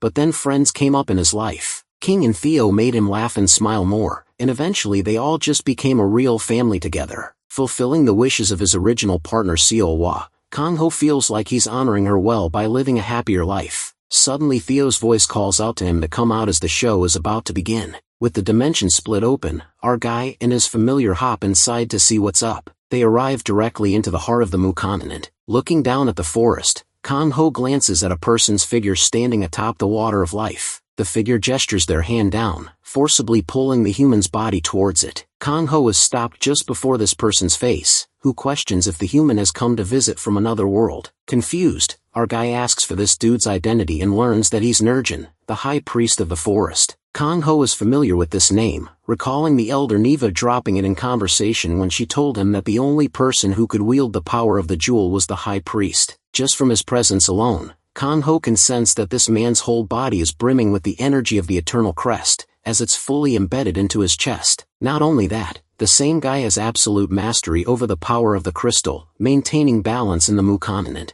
Without a doubt, the man standing before him right now isn't just a high priest, he's the classification of an absolute being. Nurjan sets our guy down, inquiring if the young man will entertain a cup of tea. They cozy up sitting across from each other, and the high priest learns that Kanho came from Earth, a new dimension with a new white fawn subspecies inhabiting it. The most impressive part to Nurjan is how the fox, who is considered a cautious and fragile creature to druids, remains comfortable with Kanho as her partner. Even our guy admits that he considers it an honor. Nurjan gets to the serious stuff and hints that an anomaly is headed their way. The owner of the special heart came to the continent alongside his white fawn companion, hinting to Nurjan that it's just the start of the anomaly. Our guy denies it, which confirms to the priest that he's afraid of the power in his heart. Kanho confirms that he fears and rejects it, knowing that anyone who ever dared to awaken such a power ended up fully consumed by it. Gonsak was one such case. The same goes for Kan Taeyang, his brother, and if the same happened to our guy, it's going to threaten the lives of everyone living on Earth. Bro doesn't want to become an Avengers level threat, so he's nerfing himself. Nurjan explains that if he's afraid of something like that, then it will become his fate to never be able to overcome it. Curious, Kanho seeks wisdom from the high priest on how he controlled the power of the crystal. Nurjan shares that he never desired to control, only to accept the nature of life. But that same ideal may not work for the human, and though unfortunately he wants to continue their conversation, Nurjan states they're running low on time. Just 50 years back, the dungeonization of the dimensions began. The Mu continent experienced a total imbalance and collapse alongside the druids. Looking at Kanho makes him remember a specific child, one that wielded the power to inspire others with her smile. The child is shared to be Neva, the little girl. That name catches our boy off guard as he points to Neva standing just up there on the other side of the dimensional gate. Nurjan is starstruck, realizing that the same child must have grown into an old person by now. He wonders if she can see him through the portal. Kanho assures him that they're both looking at each other right now. Neva is weeping in sadness from the other side, and while our boy is floating away to leave, the high priest leaves a message for Neva that he'll always wait for her in the forest, no matter how long it takes her to come. Hearing that, Kanho exits the gate from the same portal, welcomed back by the elder druid. Neva asks about the state of her homeland, and if he met a nice person down there. She doesn't seem to have any clue about the person he met. Kanho surprises her by praising the continent and sharing a photo he took on his phone. She quickly checks the footage and sees the shocked reaction of Nurjan exactly when he was relaying the message. Our guy managed to record it safely, and for the first time ever, our boy used his modern technology in a smart manner. Nurjan's other message is for Neva to continue striving to be strong, and that he never forgot about her for even a moment. In front of him, she's just the same little girl who weeps hearing those gentle words. Kanho hands her the phone to keep rewatching the footage whenever she feels lost about her people. While this may seem like a bittersweet ending, our boy is also haunted by certain words of the high priest after he had finished recording. The Absolute One warned him of the gathering of the crystals on Earth, which meant they'd meet again soon, and that he must stay strong until then. This message implies the arrival of a stronger threat, indicating that the demons are coming for Earth once more. Kanho's footage from the dungeon played all around the world. Thanks to this, the guilds of humanity came further in establishing new changes. Cholba's most horrified by how active the demons have gotten. The changes are too fast to chalk it off as harmless. He begs his idiot warriors to train harder so that they can save people when it's truly needed. The top 3 White Knight Guild is doing the same, training rigorously. Even the Sword God reviews the footage, realizing that war is to come for humanity once more. He readies his students to train hellishly so they may be ready for everything that comes their way. The best lesson that humanity learned from the Daybreak Great War is that once the world is destroyed, power and money are futile. That same lesson was forgotten over time when humanity became comfortable again, until Kanho's recent raid. All thanks to him, mankind prepares itself once more. But while most are rooting in support for the Beast King, one man speaks his hate towards the old man who is a nuisance in their world. The fact that Kanho managed to snatch King over to his side to the point of terminating his contract pisses him off 10 times more. The guy doing the shit talk is the second strongest man in Korea, Robojin. The Vice Guildmaster expresses his objections that messing with Kanho didn't seem ideal, but Robojin is fuming over losing King, berating the Vice Guildmaster for failing direct orders. His anger forces his subordinate to apologize and worry. They engage with their next subject concerning the thief Phantom. Ghost is still on the lookout to find her. Nothing is going Robogen's way. The big boss orders Ghost to return with the jewel no matter the cost, as they can recover all that money later. Robogen's interested in adopting a different approach, still focusing on retrieving the jewel that their guild lost.